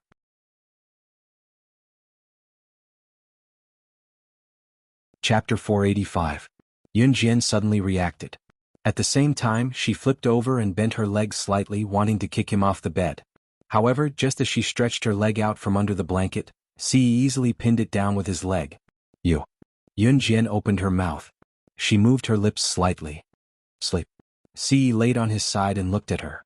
He smirked, his handsome face filled with evil. After speaking, he pinned her leg down with one hand and turned on the bedside lamp with the other. The lamp was switched off and the surroundings were pitch black. Before the lamp was switched off, Yun Jian was still in that embarrassing position. However, at this moment she stopped moving. Fortunately, the surroundings were pitch black. Apart from the faint scent of Ce, who was extremely close to her, she couldn't feel anything else. The words that came out of his mouth seemed to have magical powers. Yun Jian immediately quieted down. Subconsciously moved, Yun Jian nodded obediently in the dark. However, just as Yun Jian nodded obediently, a strong force pulled her over. She felt Ce, who was beside her, suddenly pull her to him with a different hand. In the next second, Ce's scent thickened. He pulled her into his embrace. However, other than that, he didn't do anything else. After a while, Yun Jian, who was buried in Ce's chest, heard his muffled voice again. Sleep. Okay. Yun Jian was enticed and didn't resist. She suddenly felt that lying in Ce's chest was very warm. After that, Ce didn't move for a long time. He was waiting for her to fall asleep. However, Yun Jian was in a deep sleep. In both her previous and current lives, Yun Jian was always vigilant. In the past, when she slept, Yun Jian never dared to sleep deeply. Sleeping too deeply was a taboo for secret agents. This was what Lin Wei and Hun's instructor who trained Yun Jian had said. As a special agent, no one could guarantee that the people around them wouldn't stab them to death. There was also no guarantee that there would not be an assassination attempt in the middle of the night. Therefore, even the slightest movement could wake Yun Jian up. This had even become her habit. It had never changed. However, that night was the deepest sleep Yun Jian had ever had in both her previous and current lives. It seemed that other than when she was kidnapped by the organization in her previous life, it had been a long time since she had slept so recklessly. The next day, Ce didn't move at all and let Yun Jian snuggle up to her for the night. After he got up, he carefully protected Yun Jian as if she was a priceless treasure and slowly placed her upright. After confirming that he didn't wake her up, he opened the door and walked out of the room. After she left, she gently closed the door behind her. You didn't leave? Just as Ce walked out of Yun Jian's room, a surprised exclamation came from behind him. Ce turned around and saw Yun Yi's shocked face. Ce nodded. Did that mean that he slept in the same room as his sister last night? Yun Yi's lips twitched, feeling like the sister she had protected since she was young had been snatched away. However, it was Ce who had snatched her sister away, so it was fine. Qin Yuru, who had gone to the market to buy groceries early in the morning, was surprised to see Ce standing there. You didn't leave? Where did you go yesterday? She thought that Ce had already left in his car. Chapter 486. Qin Yuru nodded, not suspecting anything as she asked, Is Xiao Jian awake? No, Ce answered before Yun Yi could say anything. How do you know? Qin Yuru almost blurted out the question. Ce slept with Yun Yi. How could he be so sure that Xiao Jian was not awake? Moreover, Yun Jian never lazed in bed. In the past, Yun Jian would wake up early in the morning for a morning run. Now it was almost noon and she was still in bed. Qin Yuru was not dumb. She found it odd as well. We knocked just now but no one answered. Xiao Jian should still be sleeping. Yun Yi quickly tried to smooth things over. Qin Yuru stopped asking once she heard Yun Yi's words. Qin Yuru would not think too much about it. She nodded and went to the kitchen with a bag of groceries she bought from the market. Before she left, she told Yun Yi and Ce, Xiao Jian, go see Xiao Jian if she's awake. If Xiao Jian wakes up, let her go to Fian's house. Fian came looking for Xiao Jian early in the morning, but Xiao Jian wasn't awake yet, Qin Yuru said and left. The first day of the Lunar New Year was a day for relatives and friends to visit. It was just that Zhang Meihua was an elder while Qin Yuru was already divorced and staying at her parents' home. Therefore, many relatives would visit Zhang Meihua's home on the first day of the Lunar New Year. Usually the elderly would be the ones to sit and wait.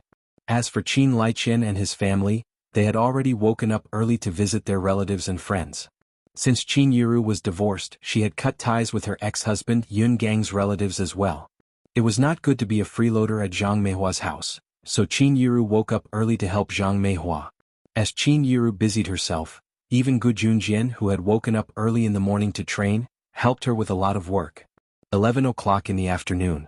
Yunjian's sleeping eyes finally opened.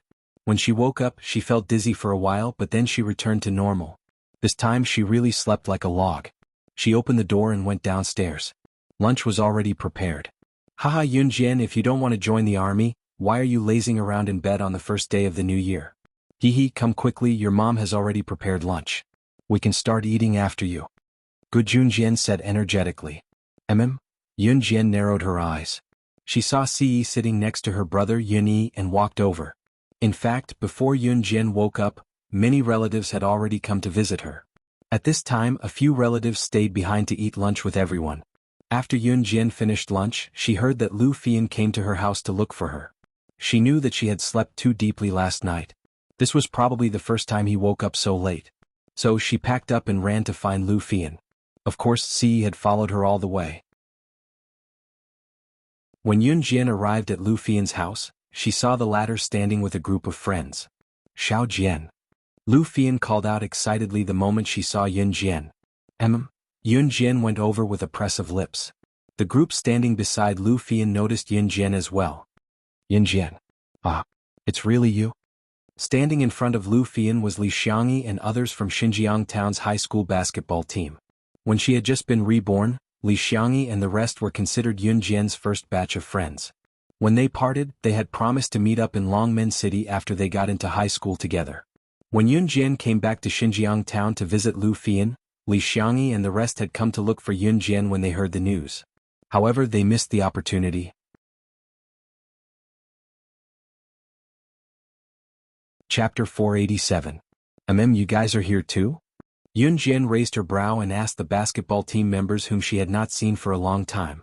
Today was the first day of the Lunar New Year. Usually, students would follow their parents to visit their relatives and get free meals. Yunjian was surprised that Li Xiangyi and the rest did not go out to visit. Isn't that so? We're staying at home to see you. Yunjian, do you know how difficult it is for us to see you?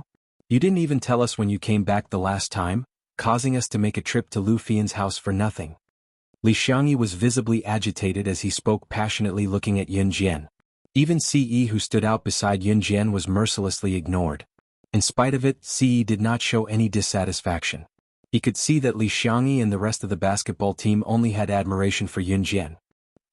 Last time when we heard that you were back, we rushed to Lu Fian's house as fast as we could. In the end, we didn't expect that you would just leave. Wu Kuei was also quite happy. He stood beside Li Xiangyi and helped to speak up. It looked like the basketball team was thrilled to see Yunjian again. Xiao Jian, the incident last time has been resolved. My dad injured someone by accident and paid compensation with the female teacher. He's out of the police station now. Lu Fian went to Yunjian and told her about the incident last time when everyone was done talking. Her father would not go to jail as long as he was forgiven by the other party. Killing by accident and killing on purpose were different in the eyes of the law. Even if he had to go to jail, it would not be more than a few months.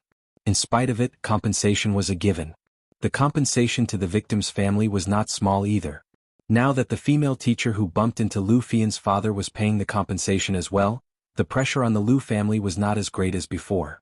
This was the best outcome that Lu Fian and her mother could imagine. Xiao Jian, my mom told me today that I have to invite you to my house for dinner no matter what. Lu Fian invited Jian Yiling after that. Mother Lu's gratitude naturally could not be described with words. Yunjian did not argue and immediately nodded. Okay. Since Mother Lu was grateful to her, she would naturally accept it. Lu Fian grinned. Xiao Jian, thank you so much for last time. Who are we now? There's no need to thank me. Li Xiangyi smiled kindly, instantly alleviating the awkwardness. It was only then that Li Xiangyi noticed Ce, who was standing beside Yunjian. Li Xiangyi's thick eyebrows moved up and down. He walked over to Ce and asked Yunjian, Yo, who is this? Yunjian, are you enlightened? You even brought a man back? As Li Xiangyi spoke, he studied Ce from head to toe. Ya Xiao Jian, who's he? Lu Fian asked at the same time when she noticed Ce, who had been quiet all this while. Thus, the group quickly turned their attention to Ce. They would not have known if they did not look, but once they did, they held their breaths. Ce was handsome, and it would not be an exaggeration to say that his looks could make the world lose its color. Even Li Xiangyi and his friends who were also men could not help taking a closer look at Ce. Her man. Before Yun Jian could say anything, Ce summed it up with 3 words that were rather infuriating. Who's man? Yun Jian's man?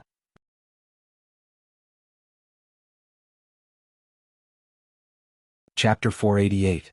Just as Ce said that, Yun Jian gave him a little push. Yun Jian looked at the group with a smile, the sweetness on her lips unmistakable. Haha. With one glance, Lu Fian knew that Yun Jian and Ce were definitely up to something. Thus, Lu Fian moved closer to Yun Jian and asked with a grin, Xiao Jian, what happened to you when I wasn't around? Her Xiao Jian had found a man behind her back. Yun Jian glanced at Lu Fian from the corner of her eyes and blinked. After a moment, she smirked and flicked Lu Fian's forehead softly under everyone's expectant gaze. Take a guess. Lu Fian was dumbfounded before she pouted. Before Lu Fian could say anything, however, Li Xiangyi's voice rang. All right, let's take a stroll in town now, haha. Although they were going for a stroll, Li Xiangyi actually wanted to bring Yun Jian to Xinjiang Town's basketball court and ask her to teach more basketball skills to his team while Yun Jian was still around. It was not hard to tell that Li Xiangyi and his group were basketball fans. Yun Jian saw through Li Xiangyi's intention as well. She looked down as if afraid that Lu Fian would continue asking her about what she said just now. She quickly answered, let's go. After saying that, she lifted her leg and walked forward. Ce caught up when she saw her moving forward, maintaining her position beside Yun Jian. Haha, they're up to something. Lu Fian snickered at Li Xiangyi and ran after Yun Jian. Li Xiangyi and the others scratched their heads, and in the end they seemed to have figured it out. They followed the direction that Yun Jian and Ce went. Li Xiangyi even ran to the front to lead the way. In the end, Li Xiangyi led the group to the only outdoor gym in Xinjiang Town. The only outdoor gym in Xinjiang Town was set up near the town's government building. In addition, there was a special basketball court here, which was built for people who loved playing basketball and exercising. The investment fund here was provided by the government as well. Come Yun Jian, I haven't seen you play basketball in a long time. Demonstrate for us. Li Xiangyi fished out a basketball from his bulging bag and passed it to Yun Jian. There were already many people running and shooting hoops on the basketball court. Girls' screams could be heard from time to time. There were no basketball hoops left for Li Xiangyi and the others to play basketball. There were only 4 hoops on the court, but from where they were from the side. The 4 hoops seemed to be occupied by members of a team. That was because there wasn't a basketball match going on over there. Instead, it was a group of gangsters with tattoos all over their bodies randomly shooting basketballs. Seeing this, Captain Wenrui greeted Yun Jian and the others and went over. He wanted to negotiate with that group of people to see if they could let him take out a basketball racket. On the other hand, Yun Jian and the others waited where they were. Xiao Jian? An incredulous male voice came from behind her. Yun Jian turned around beside Ce and her gaze sharpened when she saw who it was. The person standing in front of her was holding a basketball with one hand and had his jacket slung over his shoulder to show off in front of the girls. He was Yuan Yingjun, whom she had not seen for a long time. He was also the indirect culprit of the original owner's death. Yuan Yingjun was thrilled when he saw Yun Jian.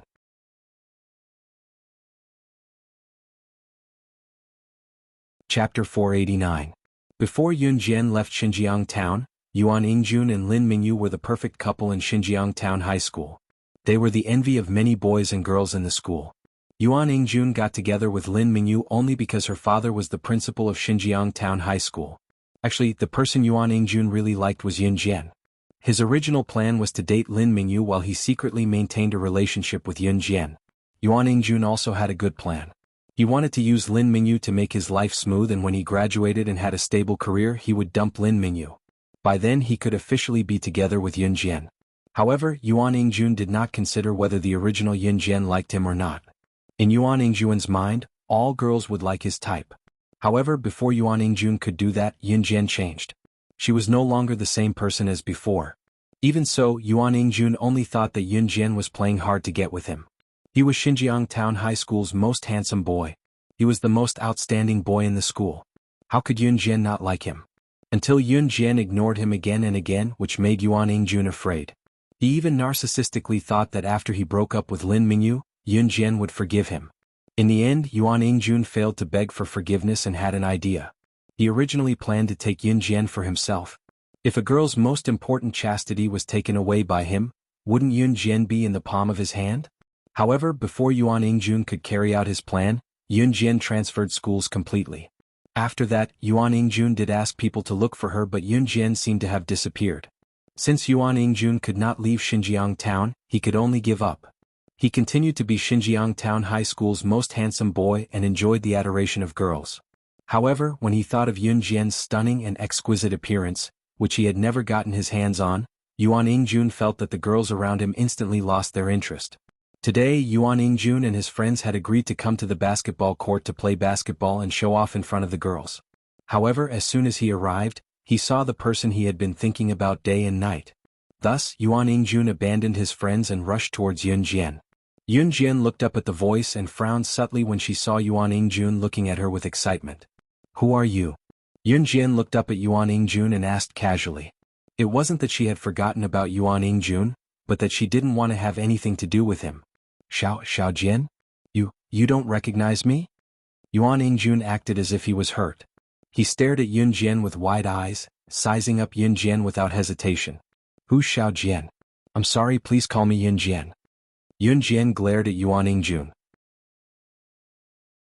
The resolute attitude she displayed when she spoke could be understood even if the people around them were dumb. "Haha, Ingjun, looks like there are girls who don't like you too." A short boy standing beside Yuan Ingjun teased. Yuan Ingjun was someone who cared about his reputation. His temper flared when he heard what the boy said. Reaching out, Yuan Ingjun was going to grab Yun Jian's hand. "Xiao Jian, stop fooling around. Where have you been these days?" "I've been thinking about." Before his hand could touch the corner of Yun Jian's shirt, a pair of large palms strangled his wrist, grabbing his hand that was about to land on Yun Jian's hand.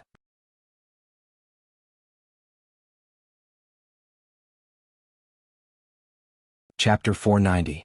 The people around them froze when they heard Si Yi's domineering declaration. It was not because of anything else but Si Yi's overwhelming aura. Some people were born with the aura of a king. There was no doubt that Si Yi was such a person. He was born as the young master of an armaments family. Later on, his forces were even more powerful to a frightening extent. Si Yi was already 20 years old when the Lunar New Year had just passed. He was still young at 20 years old, but his status was incomparable to others. In spite of it, the shock of the bystanders paled in comparison to Yuan Ingjun's fear. Yes, it was fear. Si Yi's strong grip on Yuan Ingjun's wrist was so strong that it made Yuan Ingjun frown. Waves of pain came from his wrist, causing Yuan Ingjun to make a panicked expression. Yuan Ingjun swung his hand twice, shaking off Si Yi's hand that was strangling his wrist. He sucked in a breath of pain and glared at Si Yi, growling, "Who am I? I'd like to ask you who you are." In fact, Si Yi did not want to continue gripping Yuan Ingjun's wrist. It was because it was dirty. However, Yuan Ingjun thought that he had broken free from Si Yi. He had not looked carefully just now. He only saw Yun Jian and did not see Si Yi, who was standing beside Yun Jian in his excitement. Since when was there a man standing beside his Xiao Jian? Yuan Ingjun's gaze turned hostile at once. His gaze on Si Yi was provocative, so Yuan Ingjun lifted his head lightly. He had his brothers here to help him. Moreover, his brothers were all experts in fighting. Si Yi's deep gaze merely glared at Yuan Ingjun, ignoring the provocation in his gaze. He suddenly grabbed Yun Jian's wrist and turned to leave. Aren't we playing basketball anymore?" Li Xiangyi asked dumbly from the side. "Are you dumb? Who's going to play your stupid basketball in this situation?" Lu Fian gestured at Li Xiangyi from beside him before she turned and ran toward Yun Jian and Si Yi. Before Yuan Ingjun and his brothers came over to stop Yun Jian from leaving, however, a furious roar came from the basketball court.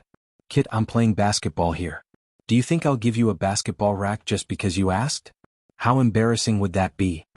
Yun Jian had been dragged 2 steps by Si Yi.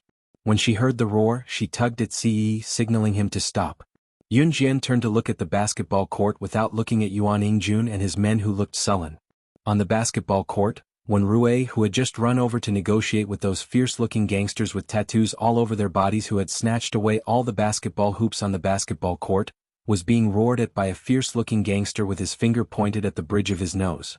When Rue was the captain of Li Xiangyi's basketball team. When he saw that the 4 basketball games on the court were all occupied by this group of hooligans, he wanted to negotiate and see if he could give up a spot for them. Who knew that the gangster would immediately yell at him when he heard him.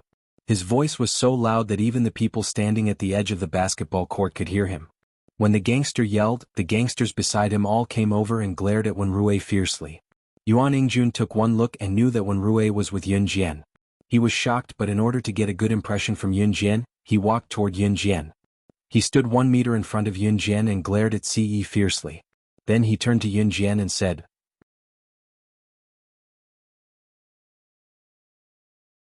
Chapter 491. The hooligan who pointed at Wenrui's nose and yelled was in his early 20s. Everyone called him Brother Ho, and the hooligans around him were cautious around him. The reason was simple. Brother Ho's father was an elder of Falcon Hall. That was an elder of Falcon Hall. Falcon Hall was now the second largest gang in Jia province. Not long ago, Falcon Hall had destroyed the second largest gang in Jia province, Flying Passage, and replaced it. Such a powerful gang was rare even in the country. That was why Falcon Hall's reputation had spread far and wide. Even a person like Yuan Ingjun would be scared out of his wits and retreat 3 feet back. Moreover, Brother Ho was the son of an elder of Falcon Hall.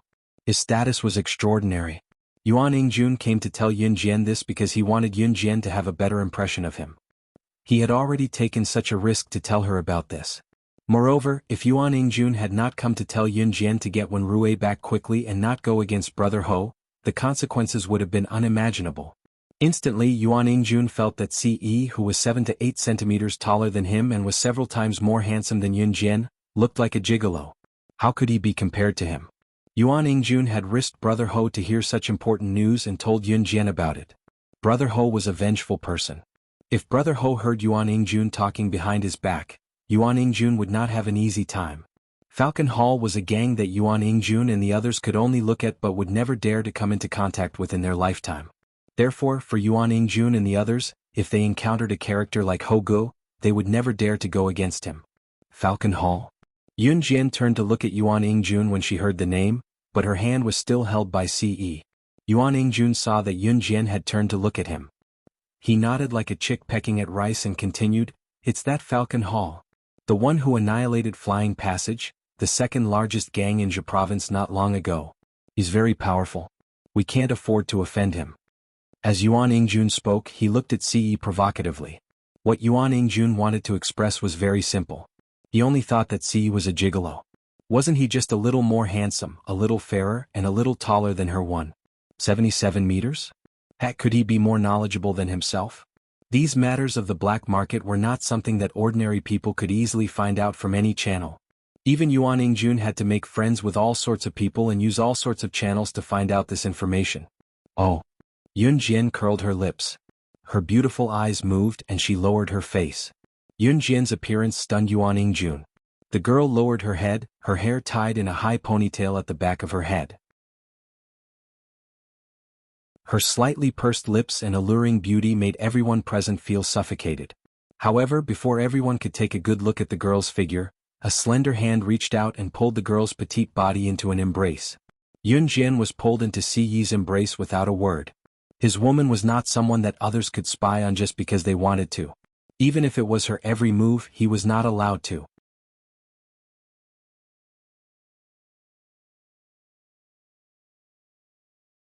Chapter 492.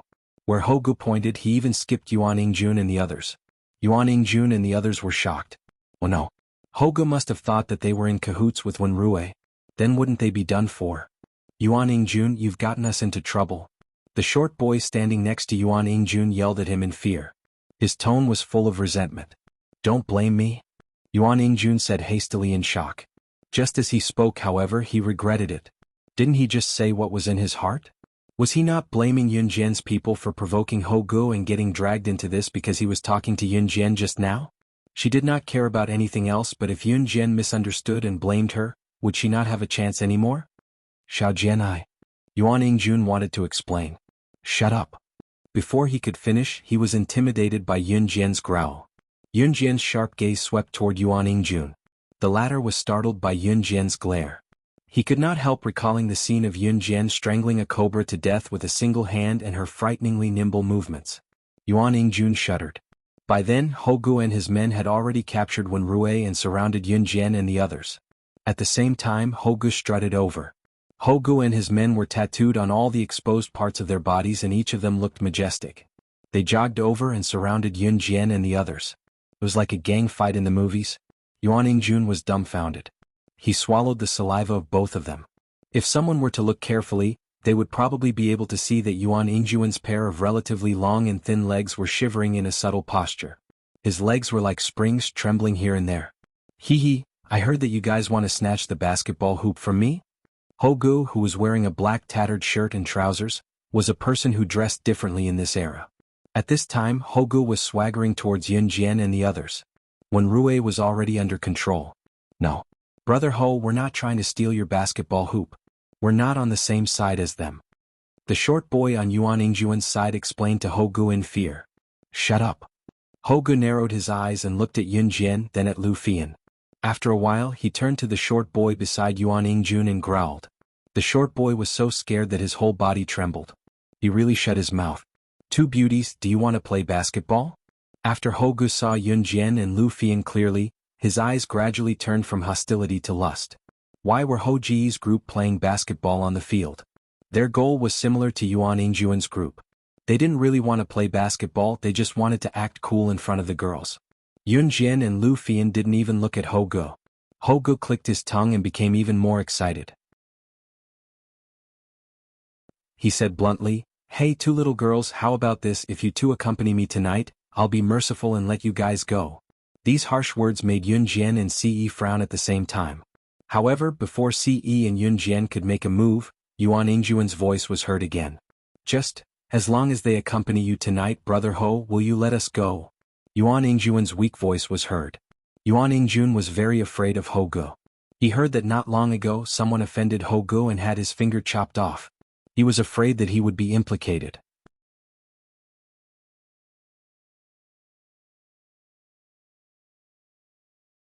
Chapter 493. Yuan Yingjun made it sound like he and Yun Jian were a couple and Ce was just an insignificant person. What did he mean by asking his woman to accompany this Hogu? Ce frowned, his sharp gaze fixed on Yuan Yingjuan's face. Before Yun Jian could reply to Yuan Yingjun and before Ce could make a move, Lu Fian spoke to Yuan Yingjun on behalf of Yun Jian angrily. Bah! Shameless, you scumbag. Don't compare my Xiao Jian to you. You don't deserve it. Lu Fian had always been on Yun Jian's side.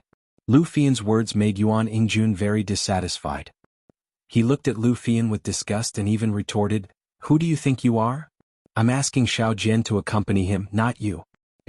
As he spoke, Hogu was already looking at Yun Jian with a gaze that said he was sure he could get it.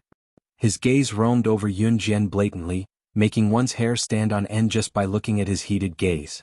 Before Hogu could finish persuading Yun Jian with Yuan Yingjun, Ce's voice rang harshly again. Don't let me hear you slander her again and you'll die. Yuan Yingjun and Hogu shuddered when they heard the voice and slowly turned their gazes to Ce. The moment they saw Ce clearly, they were both stunned. Then the emotions of shock, fear, terror, and horror overwhelmed him. A pistol had appeared in Ce's hand out of nowhere. The silver pistol looked classy and classy.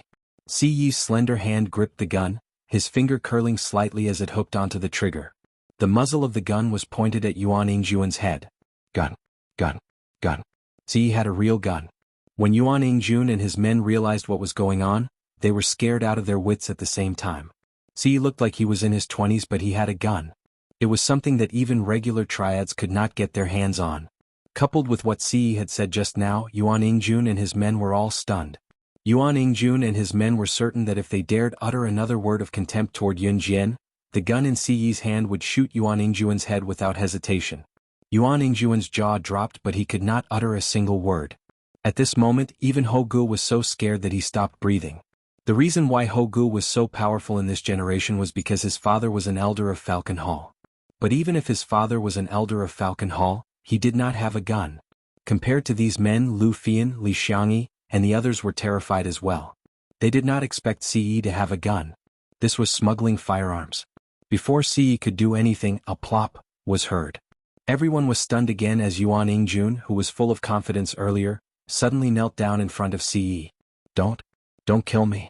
I was wrong. I'll give Yun Jian back to you. She's yours, I don't want her anymore. No, don't kill me. Yuan Yingjun looked at the gun in Ce's hand in horror as he knelt down and begged Ce for mercy. In Yuan Yingjuan's mind, beauties were important. However, how could they be more important than his own life? Moreover, he only wanted to play with Yun Jian. He planned to throw her away once he got tired of her.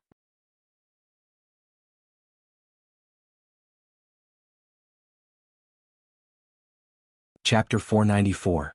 I'll say this again, there's nothing between you and me. There's no such thing as returning the favor. If you spout nonsense again in the future, this will be your end. Before Yuan Ingjun could finish, Yun Jian snatched the gun from Si Yi's hand. Si Yi allowed her to snatch the gun from his hand. After Yun Jian finished speaking, she pulled the trigger with her index finger and shot Yuan Ingjun, who was kneeling on the ground. TSK, because it was a silencer, there was no need to worry about the loud noise that would attract attention. Yuan Ingjun, a grown man, was so frightened by Yun Jian's sudden attack that he shrieked in pain. He never thought that Yun Jian would snatch Si Yi's gun and shoot at him. Ho Gu and the others who were standing at the side shivered violently. She actually dared to shoot. At that moment, the bullet fired from the silencer grazed past Yuan Ingjun's head with a distance of 0.1 centimeters. Kacha. The sound of metal being pierced was heard. Everyone turned around to look. Next to the concrete floor of the basketball court, there was a small hole in the pile of ordinary steel fences that had been shot by the bullet just now. The hole that had been shot through was still filled with a wisp of smoke from the gunpowder. Everyone couldn't help but gulp at this scene. If the bullet hadn't brushed past Yuan Ingjun's head, but had instead pierced right through his head, everyone's hearts couldn't help but tremble at the thought of this. Yuan Ingjun shrieked. The school hunk aura that he put on in the past completely disintegrated at this moment. Even the people who came with Yuan Ingjun were shocked by Yuan Ingjun's cowardice. Yun Jian never thought of shooting Yuan Ingjun to death.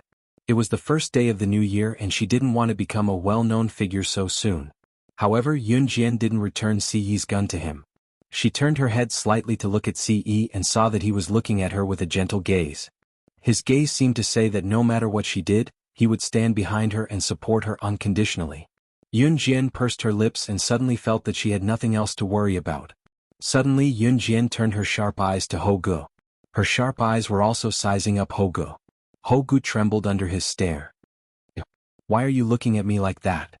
If Ho Gu looked at Yun Jian as if she was a beauty at the beginning, then at this time, it was completely different. She even fired a gun just like that. This woman was too terrifying. Your father is an elder of Falcon Hall? What's his name? Yun Jian tilted her head and looked at Ho Gu in a perverse manner. This question made Brother Ho shudder. What do you want? Ho Gu was a little hesitant and didn't say it out loud. Nothing. Yun Jian twirled the gun in her hand. It seems like you want to have a taste of my gun too? Yun Jian threatened as she held the gun in her hand. This scene made Brother Ho's heart skip a beat. Ho Gu immediately shouted, Duan Lei, my father is Duan Lei. It's him? Hearing this name, Yun Jian narrowed her eyes and asked. Ho Gu was actually Duan Lei's son? And Duan Lei was also Su Zetian's subordinate. He even had some dealings with Yun Jian. Who would have thought that Duan Lei, an honest man, would have such an unkind child? You know my father? Ho Gu panicked when Yun Jian acted as if she knew his father. He had done so many bad things. If his father found out, he would definitely kill him. Then who are you? Ho Gu mustered up his courage and asked.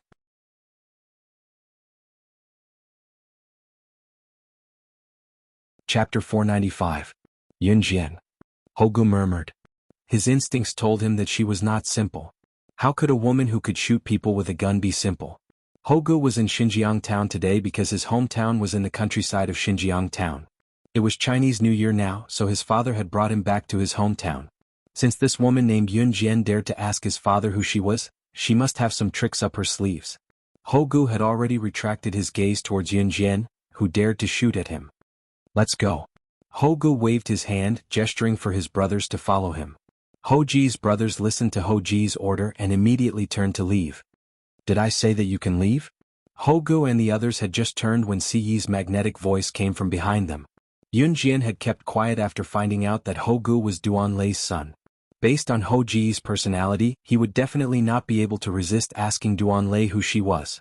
Ho Gu would probably still be in trouble when Duan Lei found out what had happened. However, before Yun Jian could speak, Si Yi spoke. You dare to slander my woman and you still want to leave? Si Yi's hoarse but slightly threatening male voice made Ho Gu and the others, who had already turned to leave, tremble again. Si Yi's existence was even more mysterious compared to Yun Jian, who had shot at him directly. After all, the gun had been taken from Si Yi's hands. It was true that Si Yi had aimed the gun at Yuan Ingjun initially. However, the fact that he could take out a gun proved one point. Even Ho Ji's father, Duanlei, who was in Falcon Hall's underworld and was now an elder, did not have the right to carry a gun at all times. However, Si had a gun. This proved one point. He was definitely more powerful than his father. Hogu had made it to this point, so he still had this bit of insight. He trembled as he looked at Si. In the end, he swallowed hard and changed his previous arrogance. He lowered his head to look at Si and asked, Do you have any other orders? The son of an elder in Falcon Hall actually lowered his head to Yun Jian and Si. Aura. This was the power of a person's aura. Yuan Yingjun had already recovered from his shock. However, he was still unable to calm down.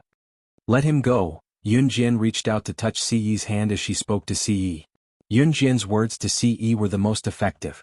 No one could stop Si from doing what he wanted to do. If Adam and Mo were here, they would have been shocked. Because Si's father's Yun Jian and Yun Jian's as a group. When had the leader of the Inhun organization ever been so overcautious when killing people? When did they not kill directly? Okay, Si looked at Yun Jian with his gentle eyes and nodded. Whatever you say. Yun Jian curled her lips and gave Si a mesmerizing smile. Her red lips moved up and down like a delicious dessert, seductive. When Hogu and the others heard that Yun Jian was willing to let them go, they all ran away in an instant. Yuan Yingjun, on the other hand, was paralyzed on the ground, trembling all over. He couldn't accept this. But Si suddenly reached out with his slender fingers and cupped Yun Jian's small face. Following the allure of her red lips, he leaned in and kissed her. When Yun Jian came back to her senses, she felt Si's face magnify. In the end, he pecked Yun Jian's red lips in front of Yuan Yingjun. You're tuning in to the Han Li's Wuxia Adventures YouTube channel. We're so grateful for your support, and don't forget to subscribe to join us on this incredible journey through captivating stories. Your generosity through donations truly makes a world of difference, as it's the primary source of revenue that allows me to expand and enhance this channel for you. Thank you from the bottom of my heart for being a part of this adventure.